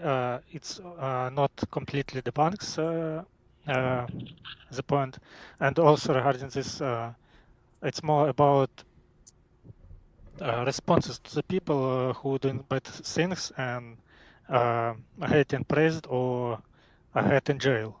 So it's also determined and should not be cancelled because of this. And my main point about this is I don't think I understood that last point. I don't think I understood what were you trying to make some point about cancel culture there at the end? I didn't really quite understand that. I don't know about cancel culture. I mean, even if it's determined, our responses to people's actions are also determined when we put them in jail or when we praise them for their work. Okay. Yeah, so that's not the reason to cancel doing this. To stop doing this, because our responses are also determined. I don't understand. So you're saying that just because our responses are determined, that therefore we shouldn't improve our legal system? No, that's not the point. It's more like explanation. What we are doing to. Well, sure. Like I would agree that, actions, like, it's also I can agree determined. that. People should not I use can agree determinism that, like, to stop responses to their actions. Yes, I agree that people should not try to like scapegoat determinism as to try to like avoid like repercussions for their actions. Mm-hmm. Yes, I'm 100% with you on that point. And like I don't think that it's like I don't think that like moral responsibility or like individual responsibility or culpability is necessary in order to like either like reinforce or disincentivize negative behaviors or positive behaviors or whatever. Like you don't need to like say that person is individually morally culpable and like we will punish them. You can just say, hey, this behavior is not what we want in society, so therefore we must take steps to minimize this behavior. Yes, that was my exactly second point. When we're doing feedback loop, positive and negative feedback to people, they actually changing their behavior. Yeah. I mean, target people and bystanders who seeing this, and they will do better or worse, corresponding to what we do. Yes, 100%. I will be right back. I have to run to the bathroom.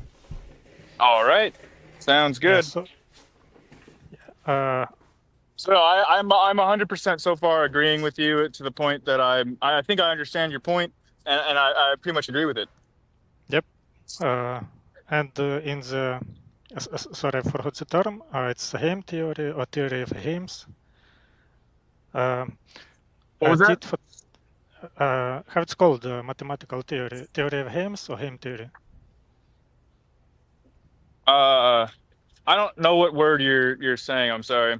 Like a theory of something or yeah, mathematical theory, Haims theory or theory of Haims. HIMS? Sorry, maybe my mic is bad. I'm saying Haims theory. Oh, okay. Maybe I just don't know about Haim's theory. So yeah, there is a pattern of behavior called tit for tat when you do exactly what person is doing to you. Yes, so I'm familiar with the tit for optimal. Yeah, I'm familiar with the tit for tat strategy as being optimal and being like found in nature. I'm familiar with that more in the context of game theory. Yeah, that was what we're talking about. Maybe my microphone and accent is very bad. Okay. Yeah, sorry. Okay, yeah, I'm familiar with game theory and the tit for tat strategy. And yes, it's like tit for tat, but with a predisposition towards forgiveness. Like you have to respond in kind, but then quickly forgive is the optimal strategy. So yes, you start we are definitely agreeing there. Yeah. Oh, I see now your point is applying like this tit for tat strategy in terms of like a justice system or something in order to like say we need to swiftly punish bad behaviors, but also swiftly forgive because that's the optimal tit for tat strategy in game theory, right? It's in general optimal strategy, but it can be applied to justice system. Yes. But I think I think that's good. System is more complicated than that. Yes, and I agree. I think I agree with all your points, dude. No, but I think it's one of the most interesting things about like thinking and talking about determinism and free will and moral culpability is like, okay, in the future, say, if science progresses to the point where we eventually develop an actual molecular theory of mind, where we understand consciousness and moral and behaviors and things on an actual molecular neurobiological level, and if we get to that point, right, how will that change our legal system? I think this might be too big of a piece of trash to fit in the thing, so I'll just bring it separately maybe. But my point is, like, yeah, how would understanding the actual molecular mechanisms of the brain and the mind affect our sense of, punishing moral actions, or like if somebody's responsible for the actions? And it just seems like in the future, it seems like our advances in neuroscience might lead us to like a revolution in our legal justice system, in my opinion. Yeah, maybe. This one's hard to reach. Okay. In this hypothetical station, my first thought is probably the best course of action is just to prevent the crime. But wait, what was the best to prevent crime? I didn't hear that. Prevent the crime. Yeah. Oh, you're just saying that it's best to prevent? If possible, yes. I would say, yeah. I mean, it seems like the most efficacious and the cheapest way to prevent crime is from like early childhood interventions, in terms of like education. always advocated I think for education and then reducing inequality, because things like violence and crime are inextricably linked empirically to things like poverty, inequality, and destitution. Improving the standard of living of people is a big factor in helping to reduce crime. But I also think education, more educated populations also tend to commit less crime as well.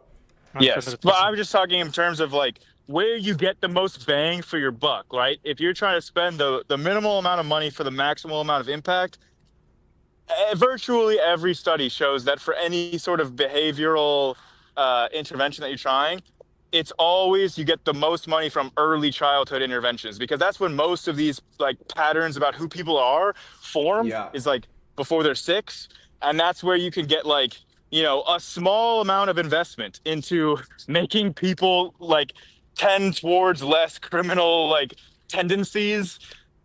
Like catching it early and then having an early childhood intervention is like the most efficacious way to like, you know, spend the least amount of money and get the most result. Yeah, I definitely agree with that one. So yeah, I mean, I feel like I agreed with most of the points that this guy brought up. You said that you were calling from Ukraine, right? Yep. Yeah. So yeah, I mean, I think that I pretty much agreed with all the points that you brought up, and I think it's really an interesting idea to speculate about how a molecular understanding of the mind's workings would change the society that we're in terms of how we treat other people. I really hate to go off topic from that. But I just, as an American citizen, you said you're from the Ukraine? Yes. I apologize. I'm so sorry. I'm so fucking sorry, man. The idiot that we have in office and the way that he's disgraced you guys is just horrible. And like I said, I really hate to go off topic, but just from the bottom of my heart as an American, I have to apologize for these absolute morons. I did not vote for these people. Yeah, and cool. it appalls me that anybody did. I'm not holding you for that, and I'm pretty sure you all guys here are very smart and for the best. I would be like pretty shocked if there was like any significant number of like people on my channel that don't watch me to like hate watch me that like voted for Trump. I'd be surprised. Like some of them, like I get creationists that watch me, I'm sure. So, but generally, I think that most of my fans and most of my audience is like, you know, can recognize the whole, you know, horrible failure of humanity that just is resulting right now from this fucking guy. I don't even have words. You have very specific target audience who is interested in science and reason.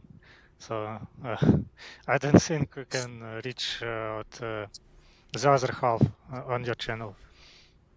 But well, that's I mean, it really does seem unreachable. I mean, I've tried to make these people just see like any amount of reality. Like, I mean, what was really the most disappointing for me, and I started to keep bringing up Elon Musk, but the most disappointing for me was all these Trump supporters that like literally saw Elon just straight up do a Nazi salute, and then Twice.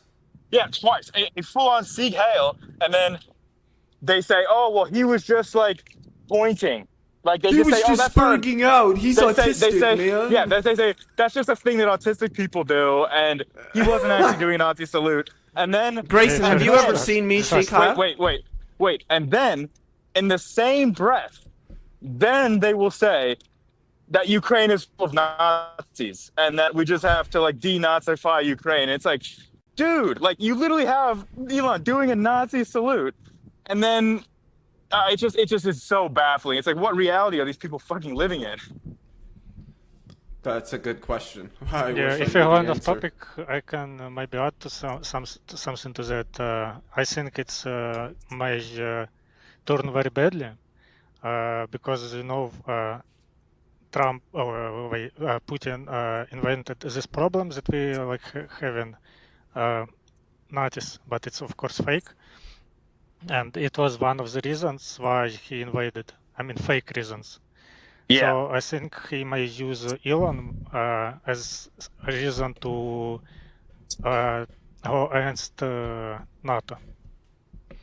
Oh, he'll be like, oh yeah, America's been They taken have over by Nazis. We Nazis. should fight that. Yeah. Yeah. Wow. Yeah.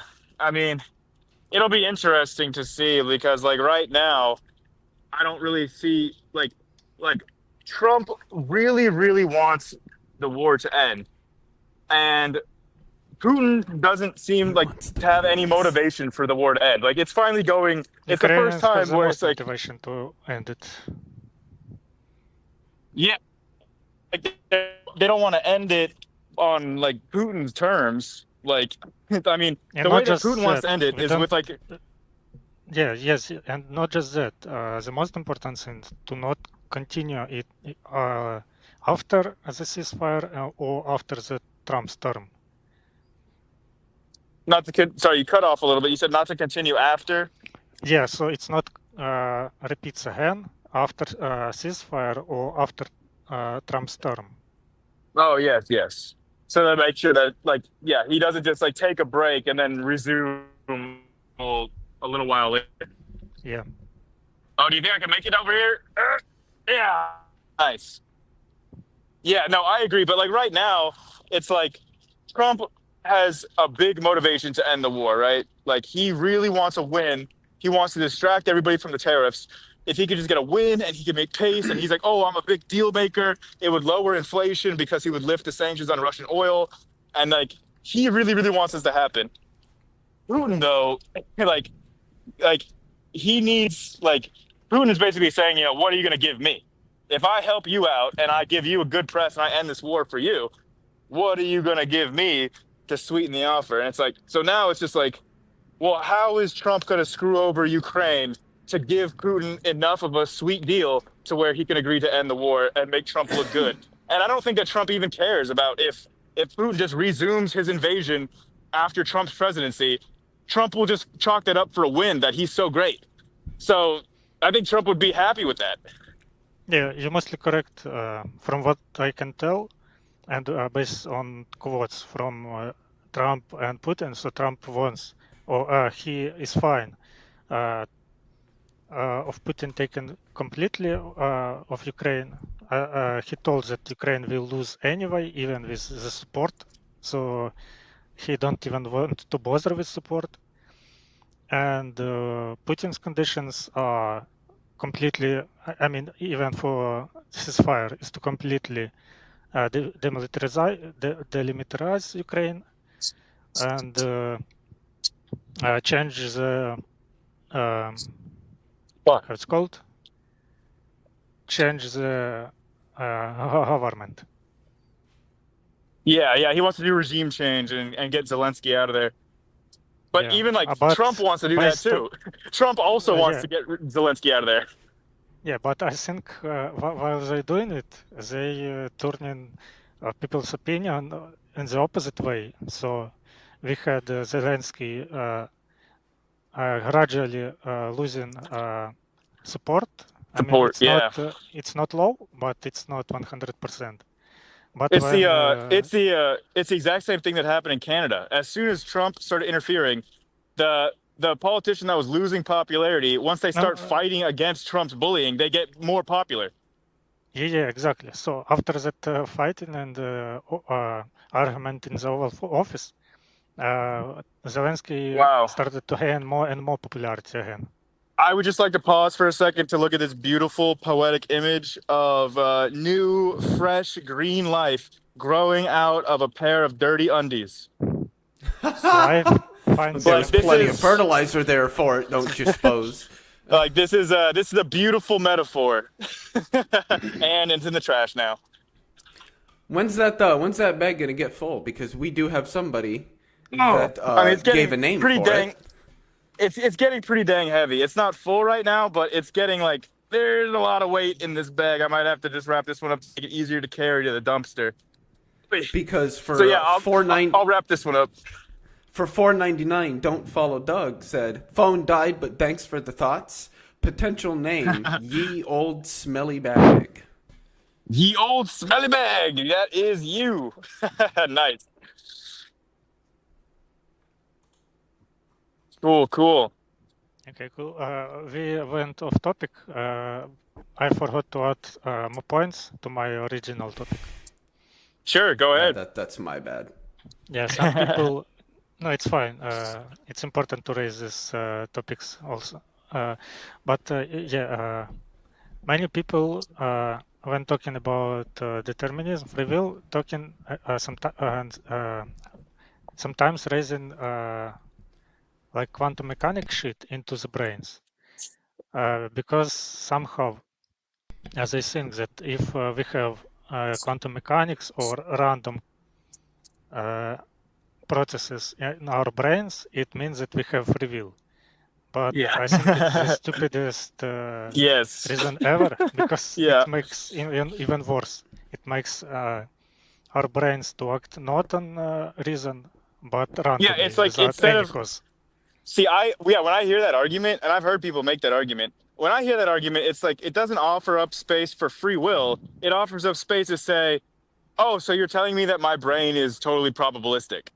It's like it just makes it sound like the brain is like, yeah, it's if you're just saying it follows like quantum indeterminacy, then you're saying that instead of being like completely deterministic, you're saying that it's my brain is not hard deterministic, it's probabilistic, like in its determinism, which I still don't think gets you to I free think will. it's even worse. I think it's even worse. So basically, the argument is that when you have like two choices, I don't know, like to wear red or green.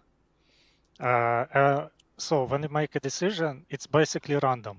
So you Wait, really quick, doing really the quick, decision really without quick, really any quick. reason. Leo, can you just remind me the name of this track back? Ye old what? Ye old smelly bag. Ye old with an E at the end. Yep. It's really hard to write on these surfaces. Smelly bag. Nice. Ye old smelly bag. And what was this other one? This is Skunky Musk. Yep. Skunky Musk. Brilliant. Skunky Musk and ye old smelly bag. Wait, Leo, are you talking about the president and his little buddy? Oh no, you're talking about those two trash bags. My bad. I hope I don't get disappeared by the federal government. What was that? I would say that actually the trash bags are a double entendre. Oh yeah, for sure. So yes, but this is a really interesting question, Leo. I want to hear your thoughts about quantum indeterminacy and free will. Just gonna say, with respect to the ideas of quantum consciousness, there's two things to say about this. Number one, technically everything is quantum. I mean, if you think about it for 5 seconds, that everything is quantum. Classical mechanics is just an approximation of that stuff at low energies and low speeds and all that stuff. But everything is quantum. So your brain is quantum the same way that your cell phone is quantum, the same way that the cups in your cupboard are quantum. But more importantly... But it's like I think it's a question about whether or not it obeys quantum dynamics or classical dynamics. Yeah, and that was my second point, is that the brain, question of whether or not the brain is a classical... occurs. There's a lot that could be said about that. Whether or not decoherence has any meaningful effect on the processes that produce consciousness, I don't think so. I don't think most neuroscientists think that. I don't think most physicists think that.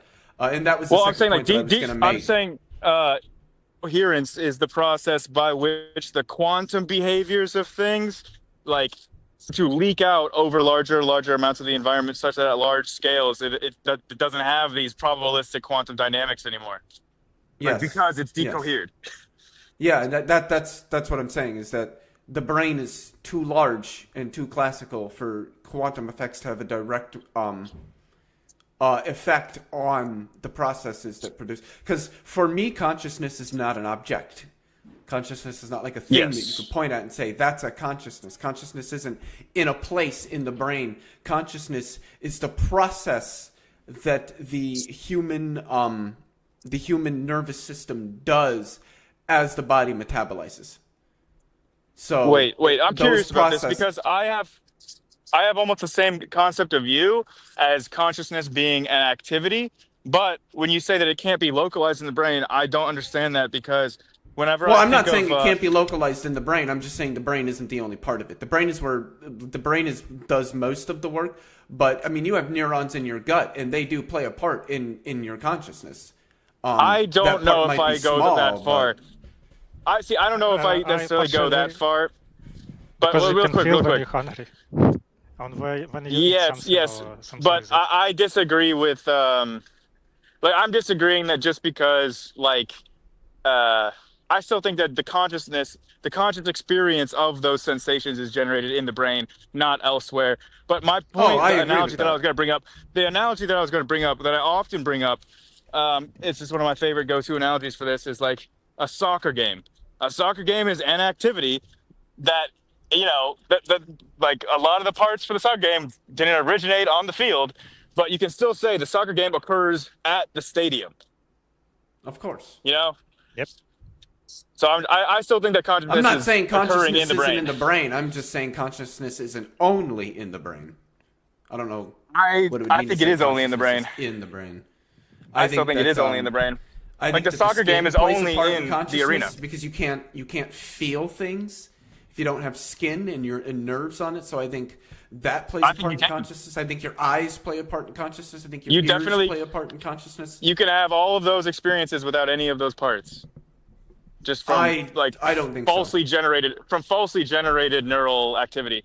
I don't Like I don't you But think you you that still could like need to this have whole those neurons.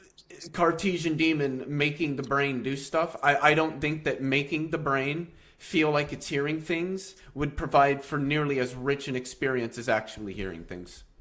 why not? You need to Do you have a have reason? all the I neurons don't to see a work. reason why it would.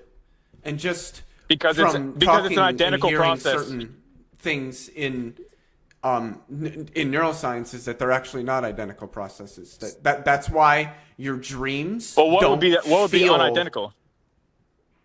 what? I'm not Well, my sure. dreams do feel I, real. I haven't My studied this. My dreams do not feel as real to me as when I am actually awake in the world. When I think back on my dreams, Really? they Sorry. don't feel the same. Leo, To do me. you feel No, that's dreams different. not real That's different. during the dreams or after you wake up? Yes, that's the key point. Is during the dreams do they feel real? Which the answer is clearly yes, from my For me, experience. yes. me, I would say no. Like, I how only, many lucid dreams have you had? I only I- realize after you wake up. I don't know. Not during the dream. Yeah, yeah. Like during the dream, it feels completely real, and then after the dream, it no longer feels real when you wake up and you're thinking about it in the past tense. But during the dream, if you become lucid in a dream and you become aware that you're dreaming and you're conscious, like in your dream, the difference, in my opinion, is that I can kind of tell that not all of my prefrontal cortex is awake and I'm not making as logical of a decisions. Like it feels like it's only a fraction of myself, but at the same time, the actual sensations, the experiences, the touch, the sound. I mean, I can even like, you could do things in your dream and it feels exactly the same as real life in the dream, is my point. Okay, yeah, I don't want to get bogged down in whether we think our dreams are real. That just because it's beside the point. I've just watched some lectures with neuroscientists talking, and the way that they respond to this brain in a vat sort of situation is that the richness of our experiences cannot be produced only internally to the brain. At some point, you're going to require the external stimulation to produce that level of richness. I haven't gone and studied this, so I don't know any of the particulars or the details about it. I just know that there are some neuroscientists who have said things like that. I think Sorry, Grayson, you offline? I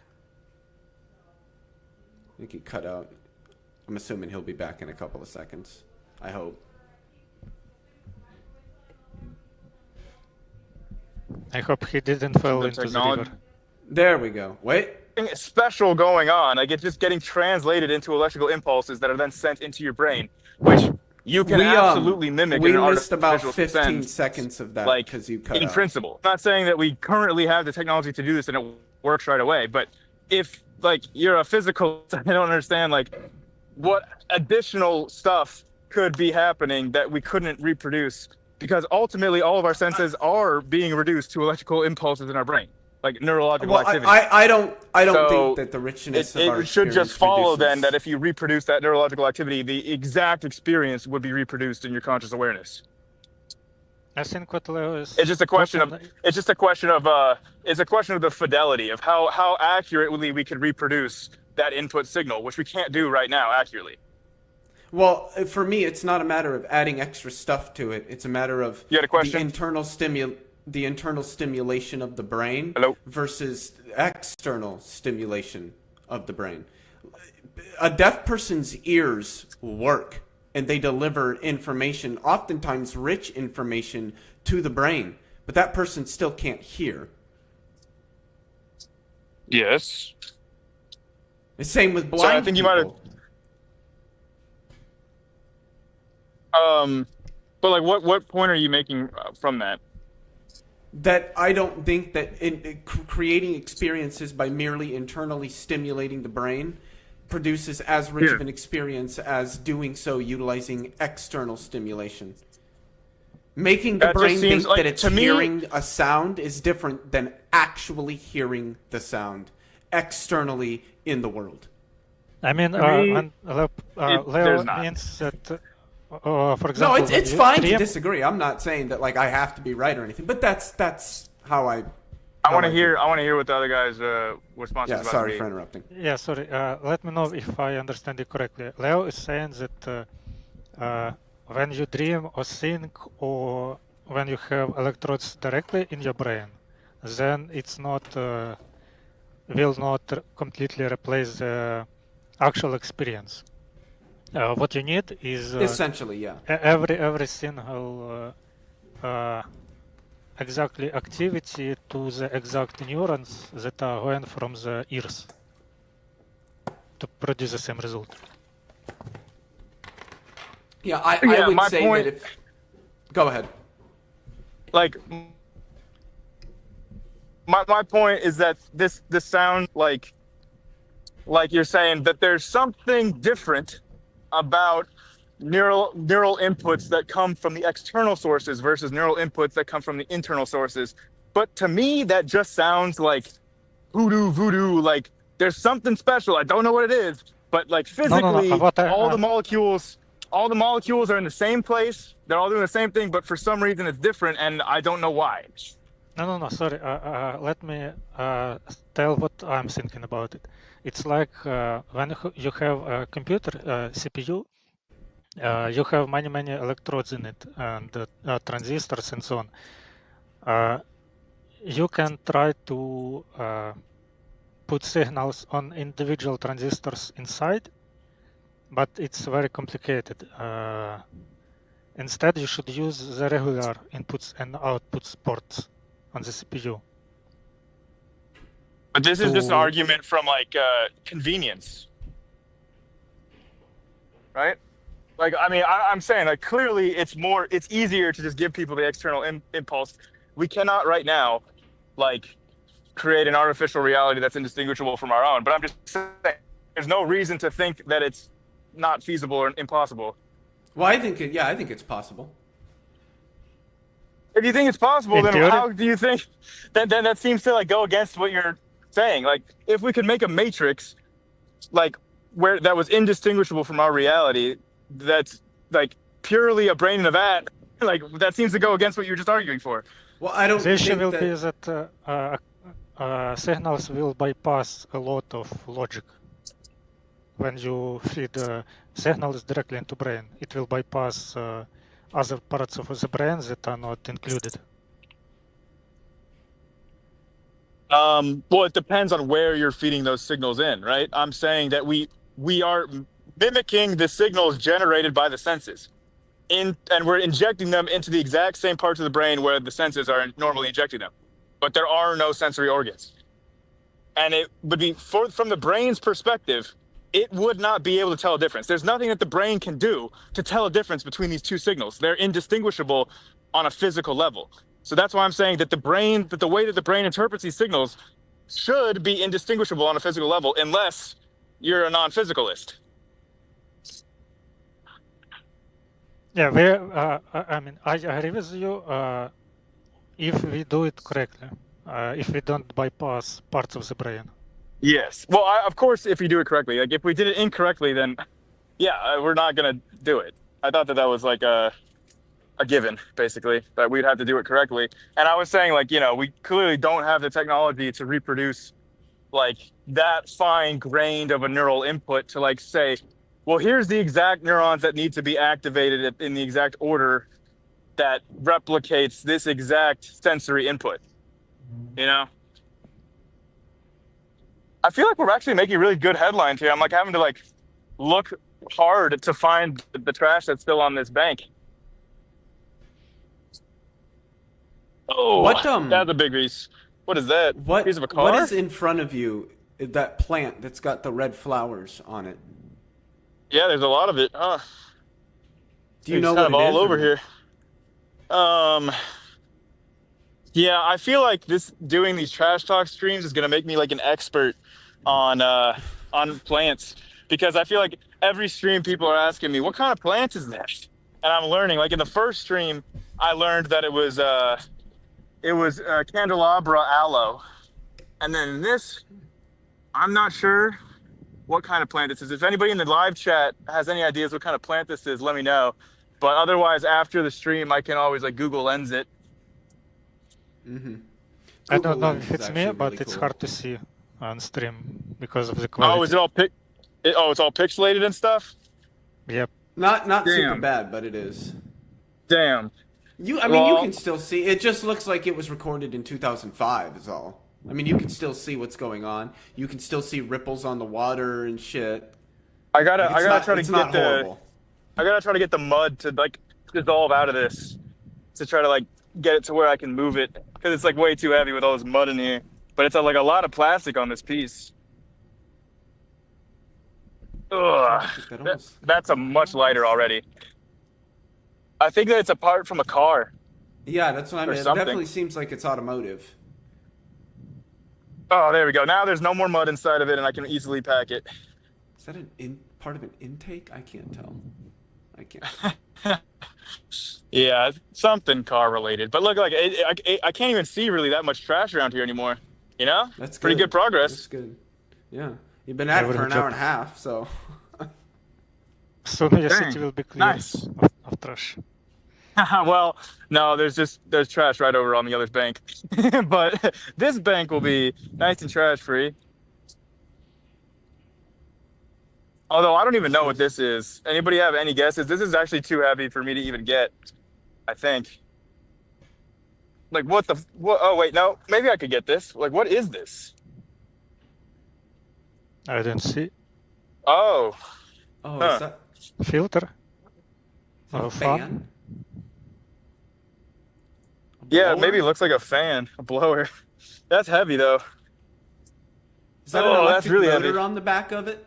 Yeah, it looks like it. If it's got that weight, then that's gonna be all that copper and shit that it's got. Yep, that's exactly what that is. Yeah, and that's that looks like a blower of some sort. Maybe that's like really a large freaking heavy. Vacuum or who knows. Yeah, I don't know if I'll be able to lug that all the way to where the dumpsters are. It's kind of like all the way over there. Don't be a pussy. You got this. It is actually like a really good, like actually the most strenuous physical exercise of all of these streams comes after the stream is over. And then like moving all these full trash bags. Yeah, carrying the bags. That's where like all the soreness the next day comes from, I think. Mm-hmm. Yeah, but yeah, Titan Uranus has got it right. You should take that blower motor and recycle all the copper in it. Yeah, you think there's be some spare change in that? Just a little bit, I don't really know anything about the market for copper, so I have no idea what I'd be looking at there. I do know that in high school, a copper thief stole my unicycle. Stole your unicycle? You had a unicycle? Yep. I had a unicycle in high school that I was learning how to ride, and I finally was making progress and like managed to ride it like 15 feet without falling over. And then like I left it by a convenience store while I went inside to purchase something, and then it was gone. And then the next day I heard that like at that time when my unicycle was stolen, all of the copper from all those local businesses was stripped and stolen. Wow, that's Wow. funny. Yeah, We do But have a suggestion from Top Dog Shattuck, Science and Rationality, both of which are great things. nice. He says California poppy, so that's in reference to what that plant is. So Ah, you are in California, and with that red, it does look like it could be a poppy. So maybe I he's think got it aren't right. California poppies orange? I thought like I honestly, we. I have no idea what they look like. I think we have like these super blooms of poppies, and it's just like the entire hillside is covered with these orange flowers. So if And that's what I'm then thinking, we have another question for you, Grayson, from Aprender Desenhando. oh yeah. Grayson, when are you releasing the second part of your response to James Dewar? So basically, I'm wanting to get some cameos on there, so it needs to. It's probably going to be a while on part two because I'm really hoping to get some actual origin of life researchers on, and so I need to like work with their schedules and stuff. And honestly, I haven't really mentioned it yet, so I suppose I can mention it here. But I'm really want to get Professor Dave to do like a little cameo on that video and say some things. So I'm trying to coordinate Email with him and ask Professor. him. No, yeah, he says that he will. I'm just trying to like get the. I'm trying to get it all coordinated and stuff in the timing. So I don't know when part two will be ready, but I'm hoping, Oh, whoa! Look at that. Keyboard. Or no, that's the That whole is, bottom half of a laptop. yeah, this is the bottom half of a laptop here. Wow. Damn. Jeez. That's The shit crazy. that people throw away, I tell you. Yeah. may I But ask yeah, a question? sure, go Yeah, ahead. sorry. Continue, Grayson. Maybe you were answering. No, that's okay. You can ask a question. Yeah, I wanted to ask, why do you have this problem with creationist? I think it's only in USA. When I subscribe to people from USA Yeah. talking about science, Yeah. they're always talking about creationist. So are you asking me why I personally, Grayson, No, have a I'm problem with asking why creationists, or are it's you a asking problem. why the US has such a problem with creationists? Yeah, I mean, I think everybody has a creationist in my country too, but it's not political, and we basically don't have anyone even debunking them. You don't have like they're not a problem, basically, you're saying? Like they don't have political power Yes, or at least to my knowledge. yeah, I would say that it's been the result of like a decades long campaign in the United States for these young earth creationists to seize political power. Like you can trace a lot of the young earth creationist movement specifically to like the Seventh-day Adventists in like the early 20th century here in the United States. And like specifically pushing this idea of a literal 6-day creation. Like it's actually like a much newer concept than most people realize, and especially deciding to make it political, like largely just streams from like the conservative movement of the United States and like starting to appeal more and more to like The try Heritage to Foundation, try to motivate the Christians Federalist Society. they're trying to see like, hey, like traditionally Christians haven't been like, especially evangelical Christians have not been the most politically activated group, and so there's Yes, been like it's a very weird decades. part for me because Yeah, so it's because I always politicians assumed focused on them to try to target them, to try to make them more politically active, and they spent decades and decades of resources trying to do that. Yeah, I always assumed that it could not be, I mean, religion and politics so connected as you have. Oh, well, it can definitely be very, very connected. I mean, should not I mean, be.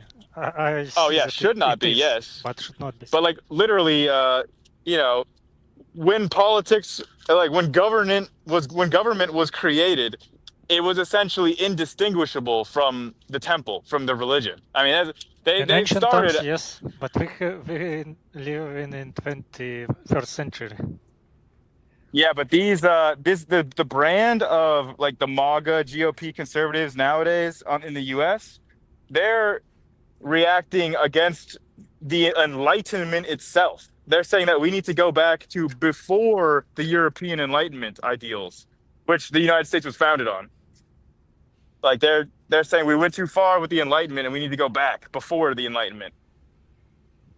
Yeah, that I will never understand. Well, it's because in order to understand it, I would just say it's like because they look before the Enlightenment and they say, hey, wow, like there was all this emphasis on like the man as the head of the household, and everybody like had to go along with the patriarch, and like they see Traditionalism. this as they see it as a throwback to tradition, to the traditional family unit. They think that this is the way that God intended things to be or whatever, and they think that the Enlightenment was like an atheistic, humanistic mistake. It's like they literally, I mean, I see their videos where they talk about we need to go back to like an intellectual tradition of like scholasticism and Christian mysticism instead of like natural science. I've literally heard that. Oh yeah. And, Yep. guess who said that, by the way? Guess who was saying that? Not just a random person online. No. The person that was making that argument was Avita Duffy, the daughter of the current transportation secretary under Trump. So, yeah. And she was the one saying, you know, we need to bring back Christian mysticism as our intellectual tradition for the United States. Yeah, I can understand that individual people can have any opinion, even the stupidest one, but I don't understand how it can be popular and people can vote for this and elect for official positions. Oh, well, it's easy. In times of distress or hardship, like when there's a cost of living crisis and people can no longer afford the cost of living, and people start to develop economic or social anxieties, every time that this happens in history, what we see is that they look for a scapegoat. Some marginalized, vulnerable group of people to blame their insecurity on. Whether this is witches back in the Salem witch trial or Jews in World War II, there's always a scapegoat. And so what Trump has, what Trump has been selling is that there's a scapegoat, that there's a reason why that you can't afford anything, and it's because of these illegal immigrants, and it's because of the government, and it's like basically he's saying it's the Democrats who are doing this to you, and I'm the only one that's standing in their way protecting you. And so that's what his message is. And for some reason, the rubes eat it up. They love it. They believe him. They say, wow, you know, that's why. It's not any of my own personal failings that explain my lot in life, or it's not any of the macro conditions of the economy like that are generating this cost of living crisis, like not building up enough housing or anything like that. No, it's the immigrants. Oh, it's the Democrats, and they're doing it to me because they hate me. They hate America. And then they get this whole narrative, and like, you know, I think a lot of it is just people are like, there's like a, you know, if you could live your life as just Joe Schmo, and he just, you know, goes grocery shopping on a Tuesday and that's all he does on his day, versus like Joe Schmo who, like, when he goes grocery shopping, he's on the lookout for like any illegal immigrants that might want to assault him, and it's like it makes everything exciting. And he's going to Walmart packing heat. He's got a gun on him because going to Walmart is like going to war now for these people. Yeah, they love it, and like they feel like they're in an action movie, and like they feel like the world around them is so dangerous and everyone's trying to kill them, and like it makes their life more exciting and meaningful because it makes it feel like they're living in a movie. Yeah, that part I understand. It's simple elements of fascism, but I was more talking about anti-science part. How can anyone be anti-science? by not understanding it. It's because people may don't understand I know why. it. But no, I would say it's not so. It? I would say it's because of their identity. Like essentially, there are scientific findings that provide them with an existential crisis of identity. For example, like there are Christians that will think, well, if evolution is real, then Adam and Eve didn't exist. So there was no original sin. So theologically, there's no reason for Jesus to come and die for us. So like, therefore, like they like all basically Christianity falls apart. Yes. So like if they were the way that they put it up in their mind is like if they were to accept the science and what the scientific evidence says, then they would have to throw away their entire like conception of who they are as a person, as a Christian. Yeah, but it's a made-up problem. A lot of Well, people, I believers, don't think do that. not have this problem. Yes, but the key thing is that it doesn't really matter whether a problem is made up or not. Like, as long as it's experienced as a real problem by those people, it can still motivate their decisions and behaviors. And like, there are tons of theistic, like evolution, like Christians out there, but it it's because fundamentally their identity as Christians is not based on this literal interpretation. But like I said, like the Seventh-day Adventists were the ones, and they were, they were very influential in this whole literal reading of the six-day Genesis thing, and that was, an American movement. And basically, like a lot of this young Earth creationism and things has become. It's because it started in America. Like they say, oh, this American priest had a vision that the six-day Genesis is accurate, blah, blah, blah. And like the movement just physically began in America. I mean, maybe we're exporting young Earth creationism, which is a scary thought, but I don't know. I mean, what do you guys think about the future of young Earth creationism? Do you think that it's like we're right now seeing like a zenith of popularity among right now the friggin' speaker for the United States House is a young Earth creationist. So that seems like something that is pretty, at least unprecedented in recent times. Yeah, I'm sorry, but this question is not for me. I'm very far away from that. Well, I mean, like, I'm curious, like, from your perspective, do you see creationism in your country, like, growing from, are American influences causing it to grow? Because I know that, We have specifically, creationists, but they first of all are old Earth, and yeah, also but I just saw, they don't have any power whatsoever. It's not well, not I know that, this if they do regime change, never was raised. If they do regime change, discussion. the political right in this country is definitely going to try to make the Orthodox Church have more power in Ukraine if they do regime change, because one of the central political messages of the far right in this country is that like Zelensky is anti-Christian, and they're saying, the Ukraine government is anti. Yeah, I know it's bullshit, but I'm just saying, like, that's one of their main lines. And they say, oh, he's trying to ban the Orthodox Church and all this bullshit. And so I feel like, if the Trump regime has their way, the creationists in your country are definitely going to be gaining more political power and influence, I think. I don't think so whatsoever. We never had any mentioning of this question ever in history. Hey, that actually makes me feel a lot better. So, like, I love it for the case if the creationists did not gain any political power and it was just sort of like a decline from here. It's not anti-science. It's more like which side you want. Hey, I mean, that gives me a little bit of hope for humanity, because over here on the U.S. side, I mean, I'm not seeing anything that gives me hope. So, yeah, I'm actually somehow a status update in Ukraine right now is somehow on this front, at least, making me more hopeful about humanity. I can't believe it. But, like, it seems like you Ukrainians have a lot more sense than us Americans, I'll tell you that much. I don't know. We have a lot of stupid people too, but... So then, like, how is it that your stupid people are not getting tricked? Problem. Like, your stupid people are not getting tricked by young Earth creationists, but our stupid people are. Hard to tell. We have Yeah.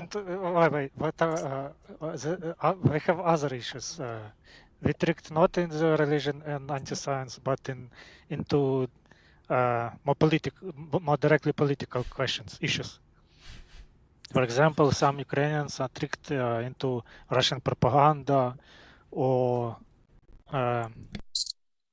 something similar. But it's never science issue and never religion issues.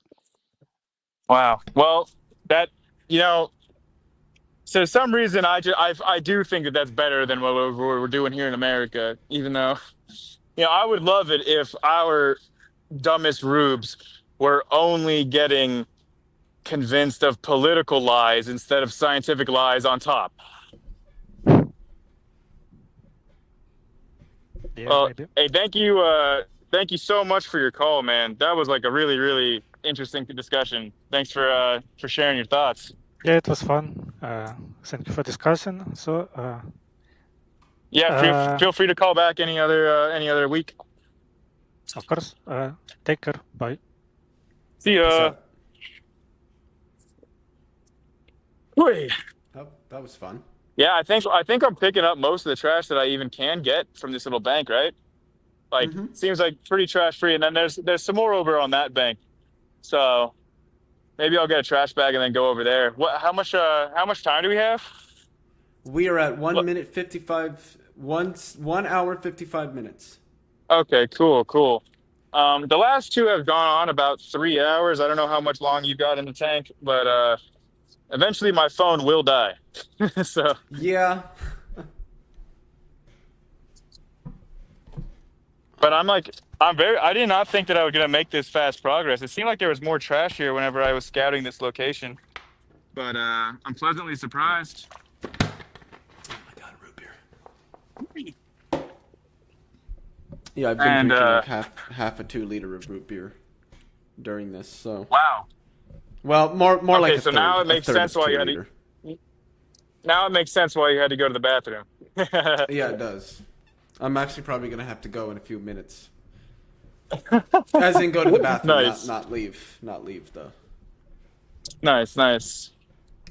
Well, yeah, this has been really interesting. I'm happy that we've had like some good conversations about like topics that you enjoy too, like free will, determinism, the philosophy, and then quantum physics even showed up there a little bit. I'm curious, actually, Leo, how much have you looked into like the whole microtubule consciousness idea of like Roger Penrose? Not really a lot because I don't lend it much credit, so I don't see a lot of Yeah. value in researching it. So Yeah, like it's it just reminds me because it's like a similar. Oh wow, that got really freaking heavy. I don't know why this is so heavy now. Okay. I'm gonna close this trash bag up now because this is too heavy to carry up and down this slope now.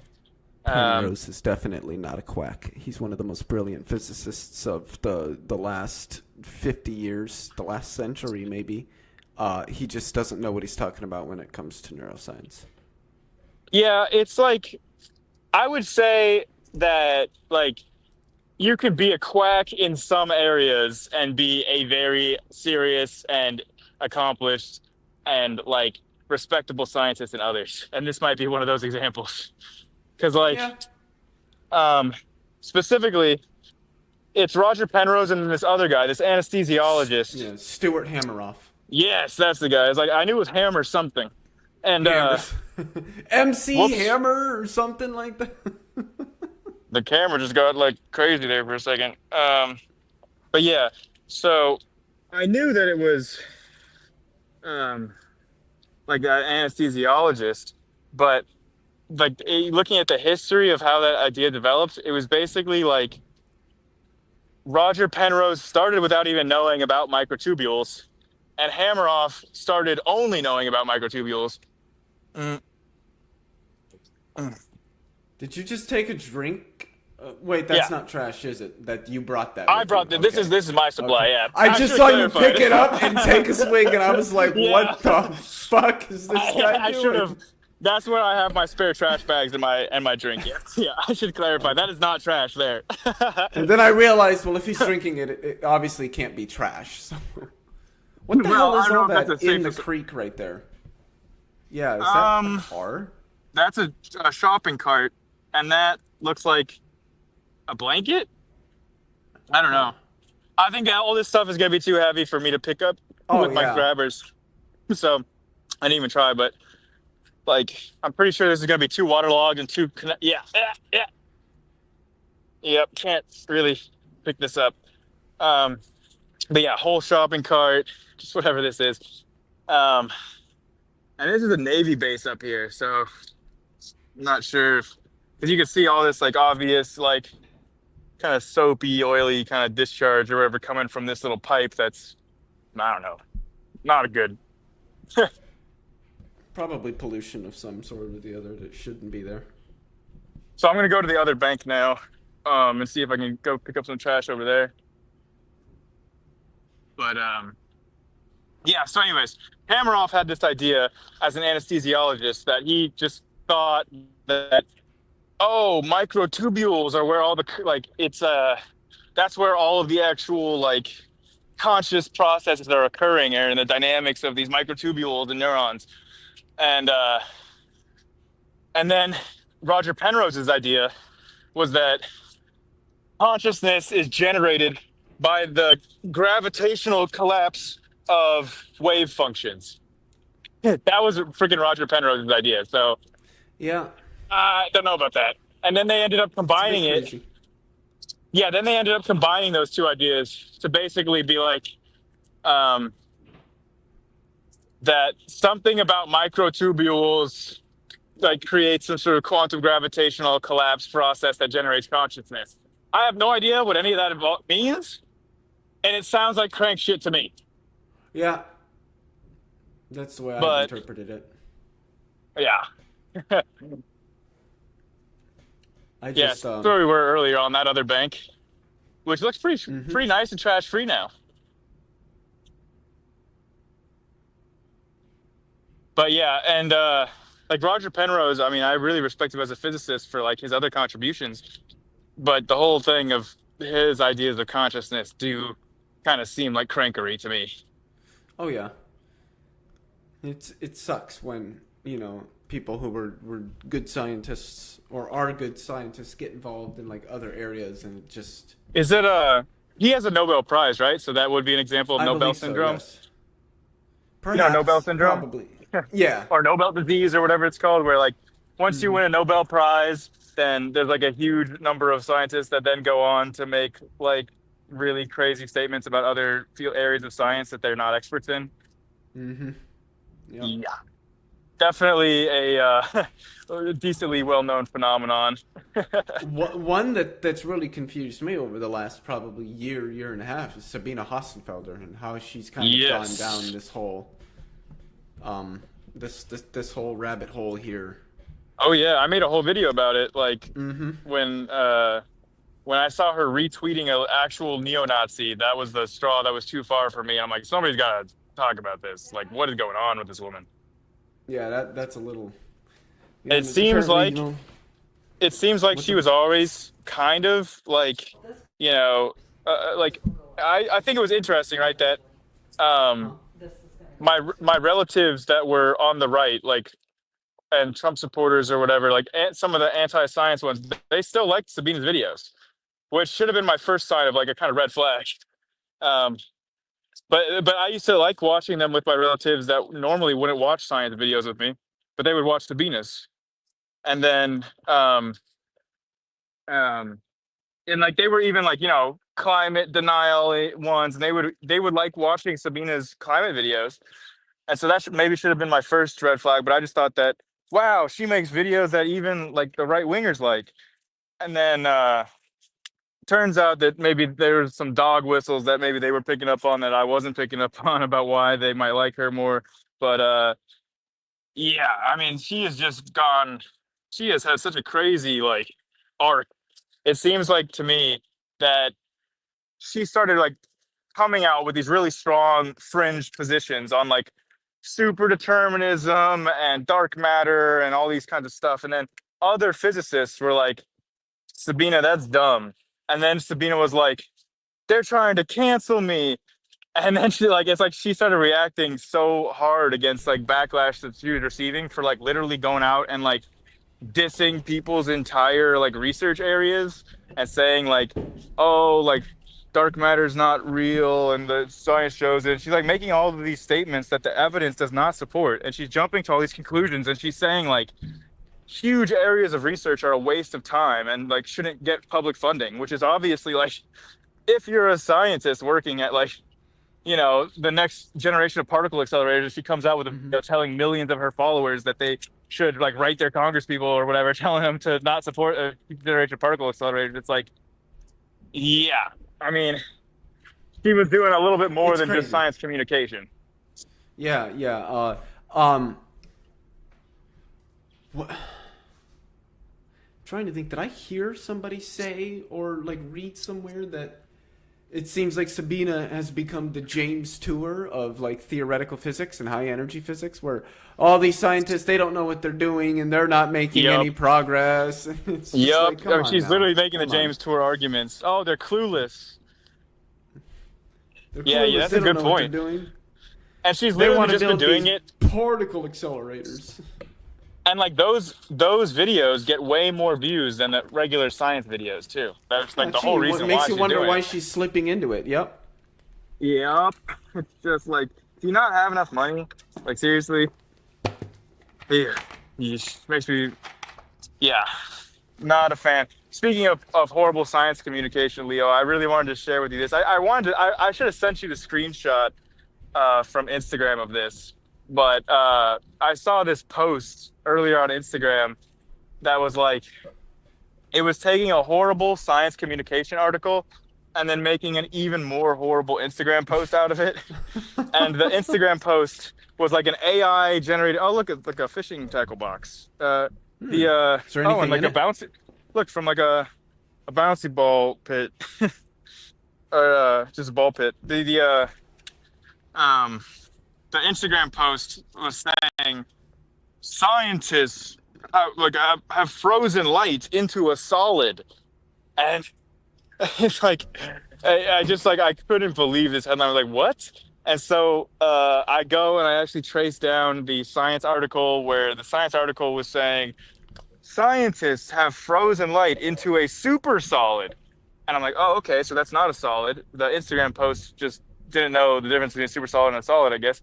And then the actual the actual scientific publication now was like, we managed to create like a basically like a closed circuit, but instead of electrons, it's photons on like a little Mm-hmm. semiconductor that's capable of like conducting photons through its, N and P bands.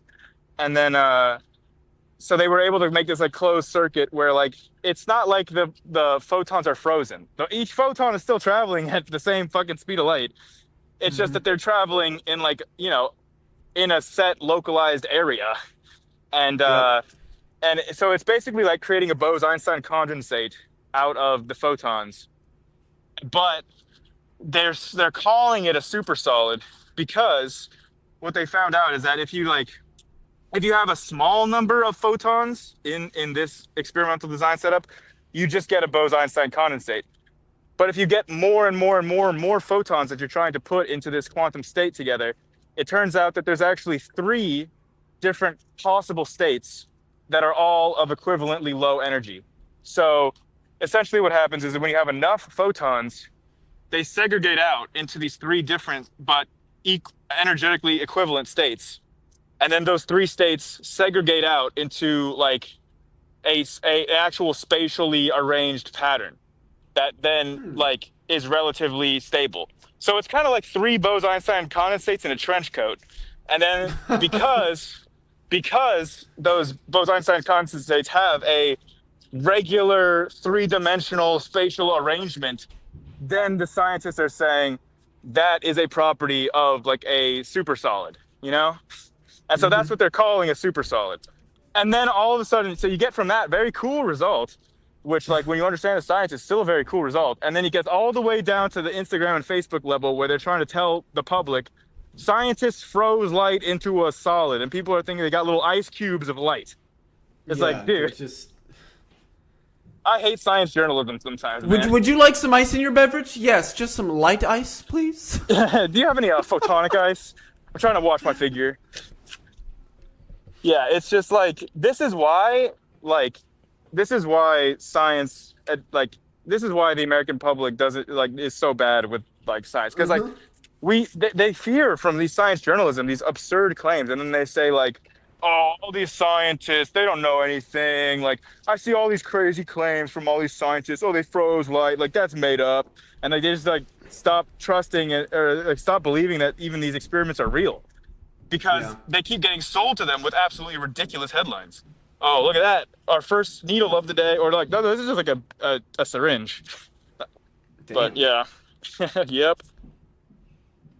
Uh, But yeah, $25 is still used for drugs. yeah. This is but that was like one of the most egregious headlines I saw this week of like in terms of like, come on, man. Yeah, that's bad. That's really bad. I also saw this week in terms of space news, Leo. And I think that this was published on back in January, but I at least saw it this week. A report on the best evidence yet of observations of population 3 stars, which are the hypothesized earliest generations of stars to exist, basically like before there were any elements heavier than helium and lithium in the universe. So it's like an extremely rare star that's hypothesized to exist in the Big Bang model, that would only have a lifetime of like maybe like a couple million years. So like super large, super burn bright but not long kind of a situation. Yep. And they're like, really, oh, look at that, a nitrous container. Shit. But yeah, so they found in this like really like tiny isolated galaxy that was observed by JWST, they saw basically like every single thing that they would have predicted a population 3 galaxy to look like all of the characteristics. It basically hit all of them in terms of its dynamics, its size, its spectrum, like the type of like absorption lines, like everything looks exactly like we predict for population 3 star galaxy. But there's something that's very interesting, which is that it's like from about 800 million years like after the CMB. So it's a little like it's not like the very earliest galaxies that we can see, but it's also like really far away from other galaxies, and it's kind of like in a backwater, and it's kind of out on its own. Mm-hmm. So it kind of seems like, I don't know, it's like I'm super excited for them to do like more deeper studies of this system, because population 3 stars are like maybe one of the like key predictions that some cosmologists were like really, really hopeful that JWST could show us. Yeah, for sure. I also heard something about a team getting ready to start doing some new research into detection methods for the cosmic neutrino background, if you've ever heard of that. Yeah, so actually, I haven't heard about this team, but I'd be really interested in reading that if you've got a link to that later, because I can try to find it. I think originally I heard about it in a Twitter post. It was either by Matt Strassler or Martin Bauer. I can't remember. Okay, well, I know of both, so I can just look there. But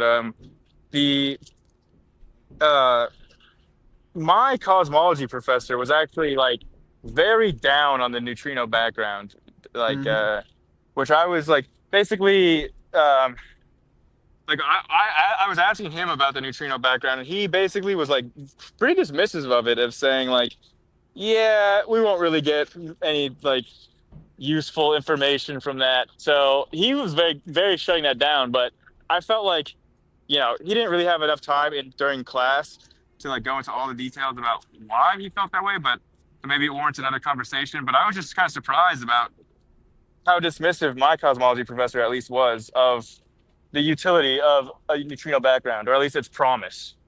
Mm-hmm.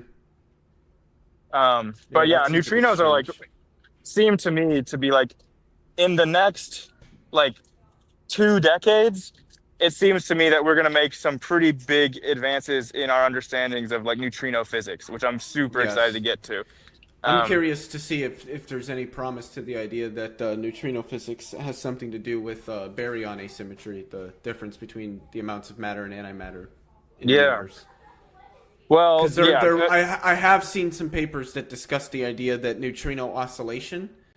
I couldn't tell you like the basics of how the process is supposed to work, but the neutrino oscillation, which is where the neutrinos oscillate between the 3 different flavors that they come in, there's electron neutrinos, mu neutrinos, and tau neutrinos. Those are the three different types of neutrinos. And randomly, a mu neutrino can become a tau neutrino. It can go back to a mu neutrino, then become an electron neutrino, then jump to a tau neutrino, then back to a mu neutrino. So they oscillate between the three flavors. And the physics of that may have had an effect on matter and antimatter such that matter was favored over antimatter, which is why there's an abundance of matter and not very much antimatter in the universe, which is interesting to me. Yeah. I mean, there's also like the Dune experiment at Fermilab, where they're like basically like beaming neutrinos from That's like deep underground neutrino experiment, I believe. yes, Dune, and then Yep. where they're basically beaming these neutrinos like through the Earth, so like in a straight line from like I think one of the Dakotas all the way to Illinois. I think this is a paintball. That does look like a paintball. But yeah, they're beaming it like what 200 kilometers or something, like through the Earth, like through the curve of the Earth. So the flat earthers are already saying that it's all made up, Neutrinos are real, bro. even before it started. Well, the flat earthers have to say neutrinos aren't real because you can literally detect the sun through through the Earth using neutrinos. Like you can say, hey, the right now, neutrinos just don't fucking interact with anything.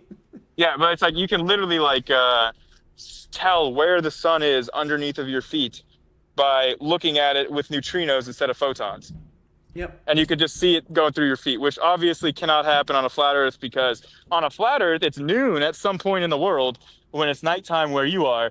And if you can see where the sun is underneath of your feet while it's noon, it's somewhere in the world. The Earth ain't flat. It's interesting. I'm there's two areas of astronomy and I guess you say astrophysics, maybe cosmology, that I'm excited for. That's gravitational wave astronomy, using gravitational waves to see what's going on out there, but also neutrino astronomy, where once we develop the ability to at least more meaningfully detect neutrinos, to use that to see what's out there rather than either gravitational waves or electromagnetic radiation. And I think there's a lot out there that the universe has yet to show us. Oh, absolutely. And speaking of the gravitational wave background, that was the winner of my Patreon video of the month for this month. So that video is going to be coming out this week. I'm making a whole video just about the gravitational wave background for Patreon because that was the video that my patrons voted on that they wanted to see. So I'm going to be making a video all about the stochastic gravitational wave background and what kinds of new physics that it could potentially teach us about in the early universe. Because the gravitational wave background, like photons go back to about 380,000 years after, inflation, Big Bang, all that.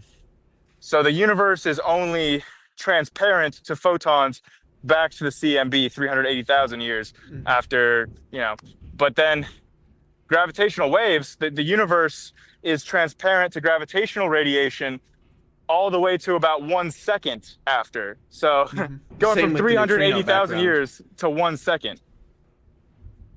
Yeah. Yep. So and it's like a that can potentially teach us huge. a lot about that period too.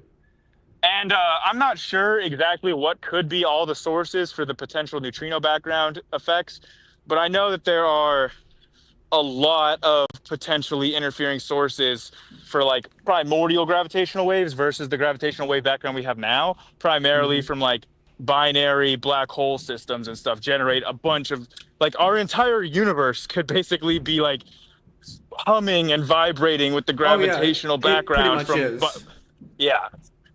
Yeah. From like all these black hole systems and stuff. Yeah, general relativity is like almost like a drug. Like it really is. It's just insane. Yeah. I really want to take a GR course. They are hard. Yeah. There's just no way around it. General relativity is hard. Yep. But that's what makes it worth it, because once you understand it, that's a whole new window into understanding the universe and how it works, which is what makes general relativity so valuable. I often say that general relativity is the most important tool in a cosmologist's toolbox. Yeah. I mean, it definitely is. Oh, Like hi. How's my it going? my cosmology professor that I Hold was on, let me telling you mute. about, that was kind of dismissive of neutrinos. Actually, like he's a specialist in dark energy on the one hand, so he specializes in dark energy, but also specializes on testing general relativity on large scales. So, like a bunch of his career has been devoted to testing alternatives for for general relativity against general relativity and seeing which theory performs better. And in his entire career, it's general relativity is undefeated. I mean, it just is the best theory we currently have. We don't have anything that is a better explanation, which is, I mean, crazy to think about whether, you know, it seems like eventually GR will also be replaced with a more fundamental theory of quantum gravity, which is what I'm probably most looking forward to in my lifetime. If I could have any scientific discovery happen in my lifetime, it would probably be quantum gravity. That's probably what I'm most curious about. Either that one or the molecular theory of the mind that we talked about earlier. I think that those two would be, you know, even if I was picking between like getting an actual working theory of abiogenesis, I think I would still probably pick quantum gravity as being what I'm most curious about. Um, Leo, are you there with us? I'm gonna go ahead and check the stream here for a second because I don't really. Yeah, I'm here. I'm listening. Oh, cool, cool. It looks like I got a notification on my phone telling me that it's not recognizing the power bank to charge it. Not sure what that's about. Let me check my battery. Make sure that my phone's not about to die on you all. Oh no, we're good. We're good. But I am getting pretty. I think I'm getting full up. I think this will be the last trash bag for today, and I'm kind of clearing. I'll make good clearance on this bank. Just got this like massive whatever this is to see what I can pick away at here, and then maybe wrap this up. What do you think? You got a debate to prepare for, don't you? Yeah, I do. I also have my sister came over, so I should probably get out of here within the next 10 or 15 minutes. I haven't seen her in a while. Oh, okay, yeah, sure. Why don't we start wrapping it down there then? And while I do the finishing touches on this last trash bag, why don't you tell me about your strategy going into tonight? Because I do a lot of these debates too about like you said the topic is about is whether or not the Christian God exists, right? What was that? I'm sorry. So you said that the topic for your debate tonight was whether or not the Christian God exists, right? Yes, does the Christian God exist? Is the Yeah, topic. so I'm curious about your strategy going into it because I do a lot of these debates myself, So I'm curious. So are you going to go in basically trying to make a positive case from like the problem of evil or something, or like what are you thinking Oh, I'm going to about be going making in? a positive case. I don't know if I'm going to do it from the problem of evil. Just Oh, sweet. this sounds so pompous when I say it, and I don't mean it to come off that way. But the problem of evil can be it's a little bit of a thicker philosophical concept, if you get what I mean. Like, it requires some thinking about some things and some understanding of some concepts that aren't like hard to understand but can get a little bit unwieldy. So doing the problem of evil, it really just I like to run that with opponents that already kind of have a little bit more of a philosophical background, understand like concepts like normativity, rationality, things of that nature. Also, the guy that I'm debating seems like a really docile character, so I'm not going to go full bore or anything. But I think I'm just going to approach it from a sort of a cumulative case perspective, that I'm going to be arguing from naturalism, from the position of naturalism, that naturalism just seems vastly more probable than theism, Yes. just based on So our understanding of the world. so yeah, like lay that out. I'm curious. Like I want to like use this as like practice to lay out your argument. Now, why do you think that naturalism is more likely? Um, because I think that the methods we use for understanding the world are rooted primarily in a naturalist perspective. They don't give us any data information, nor do they suspect or presume the existence of anything other than the natural world, and they do not need to function properly. Also, when we look at things like religion, religious beliefs are very incongruent across both space and time, and I think this is probably one of the most powerful arguments against theism, is that when we look through history and we look across the different nations and continents, religious beliefs are very, very incongruent. They're very different. There are different amounts of gods that do different things. The belief systems are different. And even within religious traditions, there can be quite stark differences between the beliefs that are held and what is considered fundamental versus non-fundamental to the religion. Take Christianity, for example. If you put a Mormon and a Catholic next to each other, they have actually starkly different theologies, despite both being Christians. Yeah, so I think I've made a similar argument to this before of like saying like when we look at the distribution of religious beliefs on Earth, they seem to be distributed like cultural norms rather than universally acceptable truths. Exactly. Or accessible, rather. Accessible. Exactly. Yes. So I love that argument too. I'm gonna be watching this debate tonight. I hope everybody tunes into that.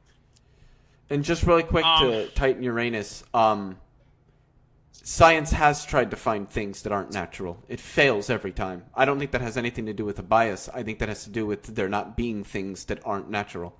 Because if there weren't, we wouldn't find any. And we don't find any. Seems to suggest that those things probably don't exist. Yeah, I've sort of not gotten some of the art, so because sometimes people will say like, "Oh, you can't empirically demonstrate the supernatural," and I just don't. I've never understood that because, like, if I have supernatural powers where every time I clap my hands, a sandwich materializes out of nothing in front of me, does that suddenly make it natural because it can be empirically confirmed? I don't think so. I think it's a supernatural power still, right? Exactly. Anyways, and that's the thing is. Go ahead. I was just going to say, this is the last piece of trash that I'm going to pick up, and it's the last trash bag. We got 3 trash bags over there. That one still needs a name. This one still needs a name. So, Leo, you get to name those 2 if nobody else has super chatted. And this is the last piece of trash that I will be adding because it's quite heavy. It is, for anyone that can't see, a Spider-Man backpack. That is a Spider-Man backpack. Yes, it is. Oh, it's got somebody's name on it. Wow, Adriel Diaz, come get your backpack. Let's name one of the trash bags after this Adriel Diaz. I think we should do that in his honor, and for the horrible loss of his Spider-Man backpack. Well, then yeah, definitely got to name this. I'm gonna name this backpack for Adriel Diaz in case he comes by and he's looking for his backpack. He knows where to find it. Oh man, that's heavy. All right. But yeah, well, this is the last one. Just to summarize, there's really 3. When I used a cumulative case argument, there's really 3 different parts of it. There's the success of empirical science. There's the incongruence of religious belief, and then there's the fact that theism is just ill-defined.